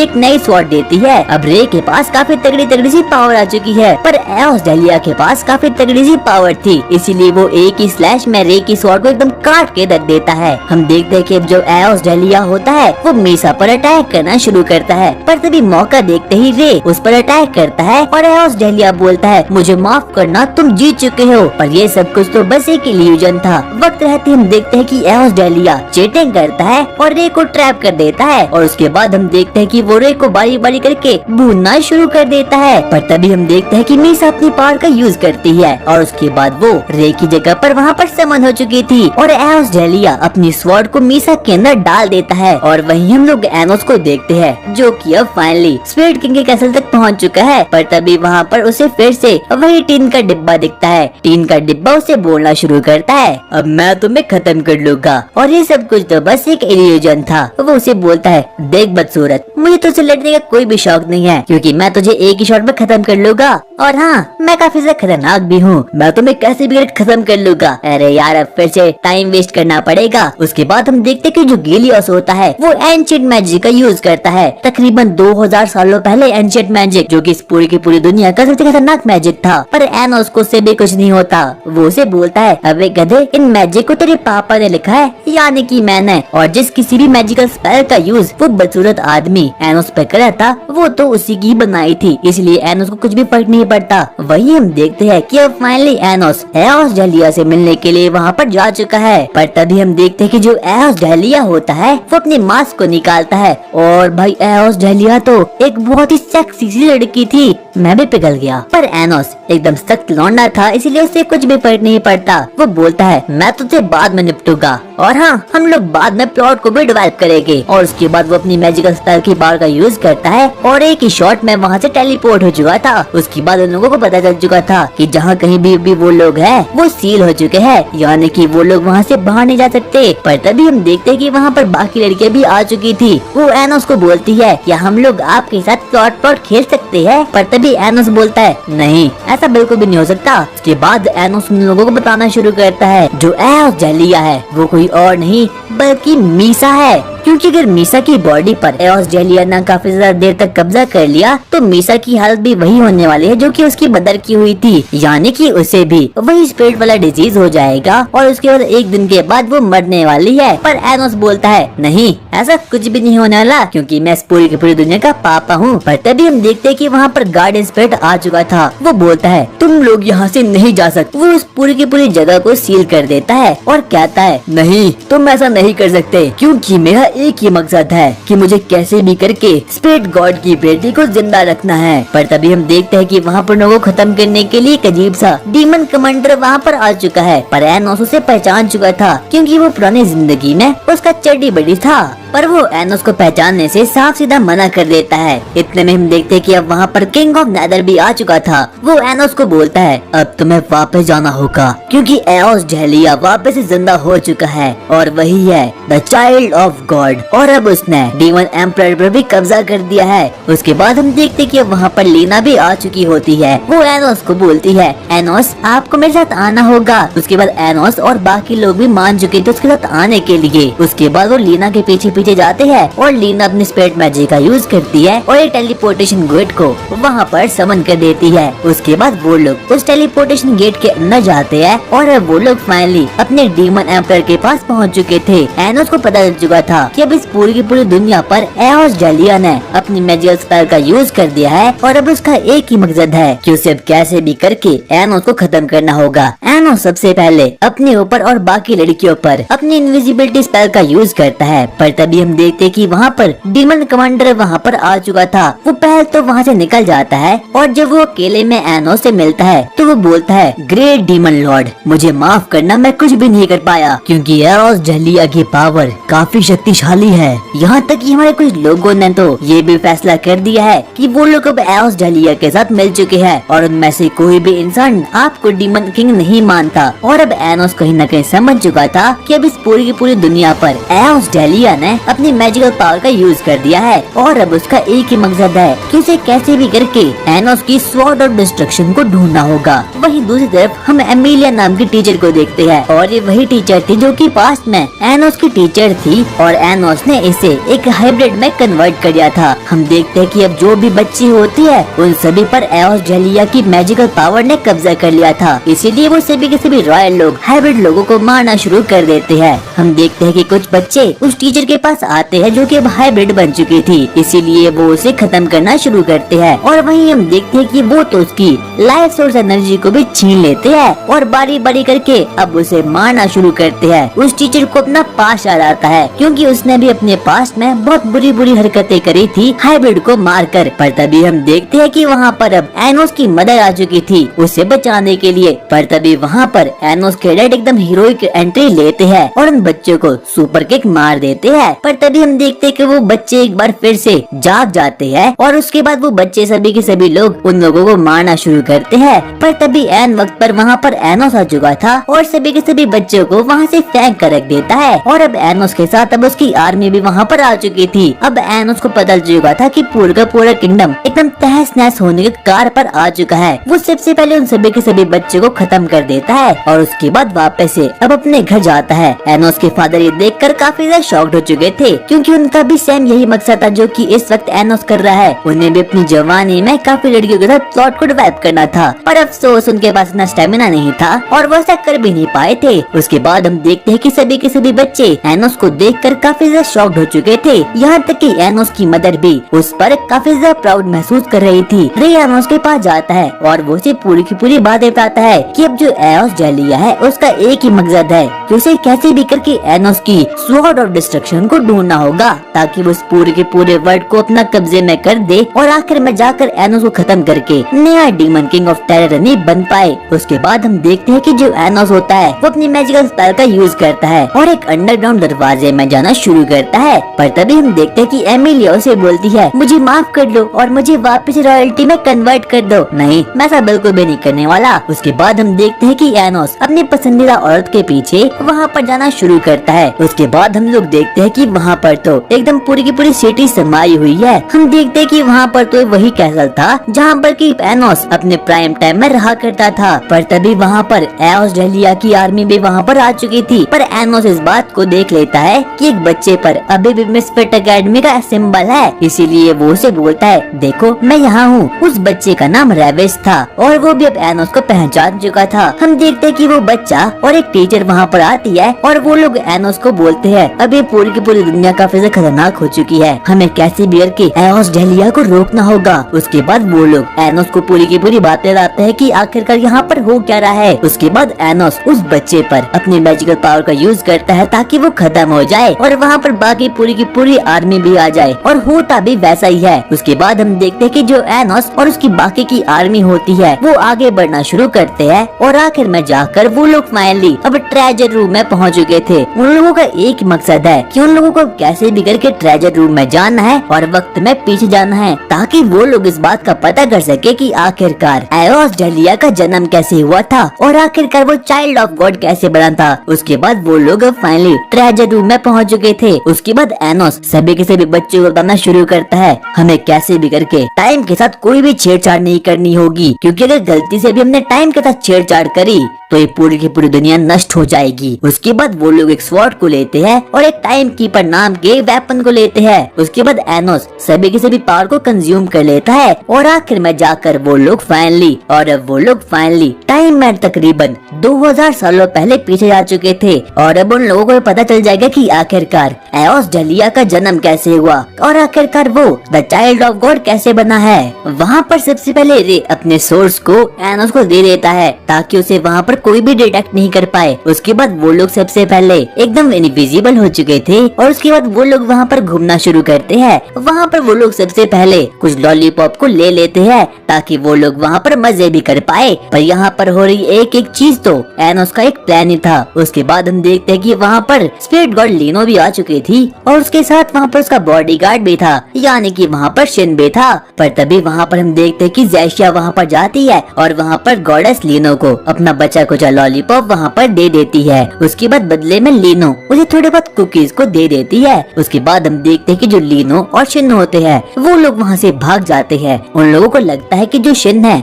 वो तो एकदम सेम टू सेम एओसडेलिया की तरह लगता है। उसके बाद वो लोग उन लोगों का पीछा करना शुरू करते हैं। हम देखते हैं कि वहाँ पर लीनो अपनी स्पिरिट मैजिक का यूज करती है और अब फाइनली स्पिरिट फॉरेस्ट में निकल जाती है। वहीं पर वो सभी के सभी बच्चे उन लोगों का पीछा करना शुरू करते हैं। मीशा भी अपने लॉलीपॉप मैजिक का यूज करती है और अब वो लोग फाइनली उस स्पिरिट फॉरेस्ट में वहाँ पर आ चुके थे। पर तभी वहाँ पर कुछ स्पिरिट्स लीनो को घेर कर रख देती है और बोलती है, गॉडेस हमारे फॉरेस्ट पर किसी ने अटैक कर दिया है। उसके बाद हम देखते हैं कि वहाँ पर कुछ जंगली कुत्तों ने और जंगली मॉन्स्टर्स ने उन लोगों के पूरे फॉरेस्ट को घेर कर रख दिया है। वो लोग बारी बारी करके फॉरेस्ट को खत्म करना शुरू करते हैं और शिन भी उन लोगों का सामना अकेले नहीं कर पाया था। और जो भी एक कुत्ते होते हैं इन लोगों किसी और ने नहीं बल्कि गॉड ने यहाँ पर समन किया था ताकि ये लीनो को खत्म कर दे या फिर उसके पूरे फॉरेस्ट को ही खत्म कर ले। उसके बाद एनोस साशा की मैजिक का यूज करता है पर कहीं न कहीं लीनो को पता चल चुका था कि उसके पीछे कोई तो है। वो बोलती है, तुम जो कोई भी हो मेरे सामने आ जाओ। एनोस को पता चल चुका था कि मुझे कैसे भी करके सामने तो आना ही होगा। पर सभी को ये डर था कि अगर गॉडेस लीनो लोगों को देख लेगी तो प्रेजेंट एकदम चेंज हो जाएगा और फ्यूचर भी एकदम चेंज हो जाएगा। पर एनोस के मन में तो एकदम कुछ अजीब से ख्याल थे।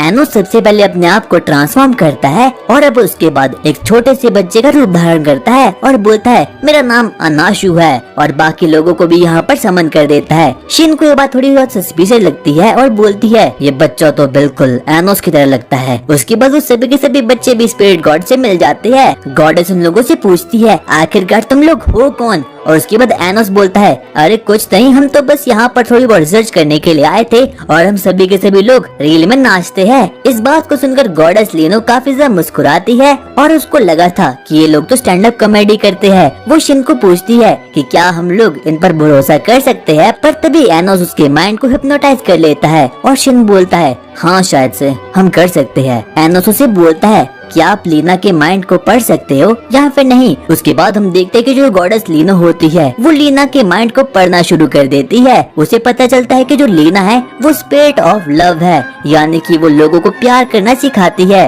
पर उसके पास कोई भी यादें नहीं है और अगर गलती से भी उसे अपनी पुरानी यादें आ गई तो वो खुद ही एक्सप्लोड हो जाएगी और मर जाएगी। पर तभी हम देखते हैं कि वहाँ पर एक बहुत ही बड़ा बीस्ट वहाँ पर समन हो चुका था। पर तभी वहाँ पर रे जाता है और उसे मार के रख देता है। पर रे के पास अपनी स्वॉर्ड नहीं थी, इसीलिए एनोस जल्दी से वहाँ पर शिन के पास जाता है और उसकी स्वॉर्ड को रे की तरफ फेंक लेता है और उसके बाद रे भी एक ही स्लैश में उस कुत्ते को पेल के रख देता है। उसके बाद हम देखते हैं कि वहाँ पर कुछ स्पिरिट्स आती है गॉड लीनो के पास और बोलती है, ग्रैंड स्पिरिट मरने वाली है, हमें आपकी जरूरत है। उसके बाद वो सभी के सभी लोग वहाँ पर जाते हैं और वहाँ पर हम देखते हैं कि इस पूरे के पूरे फॉरेस्ट की सबसे पुरानी स्पिरिट यहाँ पर मरने वाली है। वो गॉडेस लीनो को बोलती है, अब मेरा वक्त आ चुका है और अब मैं मरने वाला हूँ। एनोस उसे बोलता है, आखिरकार आप मरने क्यों वाले हो? क्योंकि यह मुझ पर कोई भी इंसान ट्रस्ट नहीं करता, इसीलिए मैं मरने वाला हूँ। उसके बाद हम देखते हैं कि यह वो फाइनली भगवान को प्यारा हो चुका था। पर तभी अचानक से गॉडेस लीनो के आंसू निकलते हैं और वहाँ से एक नई पेड़ की उत्पत्ति होती है और ये पेड़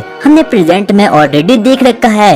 एनोस गॉडेस को बोलता है, हम लोग यहाँ पर अपनी रिसर्च के लिए कुछ और दिन तक रहने वाले हैं। उसके बाद हम देखते हैं कि एनोस और बाकी सभी के सभी लोग फॉरेस्ट लाइब्रेरी में जाते हैं ताकि वो लोग वहाँ पर अपनी रिसर्च को आगे बढ़ा सके। उसके बाद एनोस उस बुक को ढूंढना शुरू करता है जिसका पेज की प्रेजेंट में फटा हुआ था, पर वो बुक उसे वहाँ पर भी नहीं मिलती और उसे लग रहा था कि इस बात में कुछ न कुछ तो सस्पिशियस चीज पक्का होने वाली है। उसके बाद हम देखते हैं कि जो शिन और लीनो होते हैं वो लोग आगे बढ़ना शुरू करते हैं और वो लोग एक अजीब सी जगह पर टेलीपोर्ट हो चुके थे। पर तभी वहाँ पर कुछ स्पिरिट्स लीनो को बोलती है कि आपसे वहाँ पर कोई मिलने के लिए आया है और ये कोई और नहीं बल्कि गॉड एरिड ही होता है, जो कि काफी ज्यादा घटिया और भद्दा आदमी होता है। और गॉड एरिड का भी एक ही मकसद था कि अब उसे कैसे भी करके गॉड लीनो के साथ प्लॉट को डेवलप करना है और एक ऐसे बच्चे को पैदा करना है जो कि फ्यूचर में जाकर डीमन किंग को खत्म कर पाएगा और वही होगा द चाइल्ड ऑफ गॉड। पर गॉड लीनो से ऐसा करने से साफ साफ मना कर देती है, पर वो ऐसा करने से तो फिर भी नहीं मानता। उसे कैसे भी करके गॉड लीनो के साथ प्लॉट को डेवलप करना था। पर तभी हम देखते कि शिन उसे खत्म करना शुरू करता है, पर एरिड अभी भी मरता नहीं और वो वापस से बोलना शुरू करता है, मैं कैसे भी करके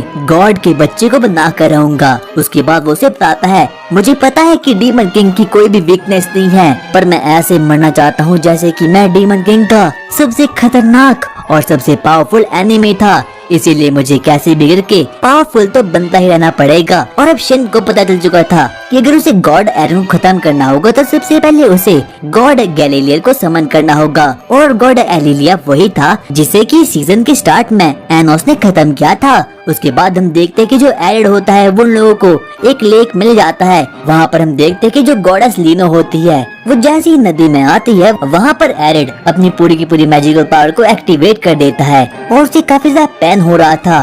और अब गॉड एरिड अपनी पूरी की पूरी पावर का यूज कर देता है और एक बहुत ही पेनफुल मैजिक स्पेल को वहाँ पर समन कर देता है। पर शिन एक के बाद एक करके उसके हर एक मैजिकल स्पेल को खत्म करना शुरू करता है। पर तभी हम देखते कि एरिड अब मर चुका था। वहाँ पर एकदम गॉड्स की लाइटनिंग एकदम समन हो चुकी थी। और अब हम देखते कि जो गॉड एरिड होता है उसे पजेस कर दिया है गॉड गैलिया ने। और अब उसका एक ही मकसद है कि उसे कैसे भी करके चाइल्ड ऑफ गॉड को क्रिएट करना है। उसके बाद हम देखते हैं कि वो अनाप शनाप बकना शुरू करता है, यहाँ तक कि वो तो कुछ अपनी आर्मी को भी समन कर देता है। पर शिन एक के बाद एक करके उन सभी लोगों को खत्म कर देता है। उसके बाद शिन से 1v1 करना शुरू करता है। वहाँ पर हम देखते हैं कि जो शिन होता है वो सबसे पहले अपनी sword the God killing sword को वहाँ पर समन कर देता है। पर तभी हम देखते हैं कि गॉड गैलिया उसे बोलना शुरू करता है, मुझे पता है कि तुम सिर्फ और सिर्फ एक स्वॉर्ड हो और तुम तो कोई इमोशंस को फील भी नहीं कर सकते। देखो मैं तुम्हें पावर देने के लिए बिल्कुल तैयार हूँ, मैं तुम्हें इमोशंस को फील करवाऊंगा, पर बदले में तुम्हें बस मेरे लिए एक काम करना होगा, तुम्हें मेरे और लीनो के बच्चे को प्रोटेक्ट करना होगा। पर शिन ऐसा करने से साफ साफ मना कर देता है और उसकी मुंडी को सीधा ही वहाँ से उड़वा देता है। पर गॉड गैलिया अभी भी नहीं मरता, पर लास्ट में जाकर अब वो लोग फाइनली उसे खत्म कर देते हैं। पर जाते जाते वो इस बात को बोल देता है और गॉड्स भी आएंगे, मैं ही अकेला नहीं हूँ। लीनो से बोलती है, मैं तुम्हें सिखाऊंगी कि आखिरकार इमोशंस किसे कहते हैं। उसके बाद हम देखते कि जो साशा और मीशा होते हैं वो तो इस बात को सुनकर काफी ज्यादा एक्साइटमेंट में आ चुके थे। वो बोलते हैं, लगता है इन दोनों के बीच अब प्लॉट को डेवलप होना होगा। वहीं हम देखते हैं कि एनोस लीनो से बात करना शुरू करता है। वो उसे और ज्यादा नॉलेज प्रोवाइड करने की कोशिश करता है और ये जानने की कोशिश करता है कि आखिरकार स्पिरिट दरअसल में होती क्या है। वो उसे बताना शुरू करती है जिस चीज में भी ह्यूमंस को विश्वास होता है सिर्फ और सिर्फ वही स्पिरिट होती है, पर अगर वो लोग विश्वास नहीं करेंगे तो स्पिरिट कुछ भी नहीं होती। उसके बाद हम देखते कि जो रे और शिन होते हैं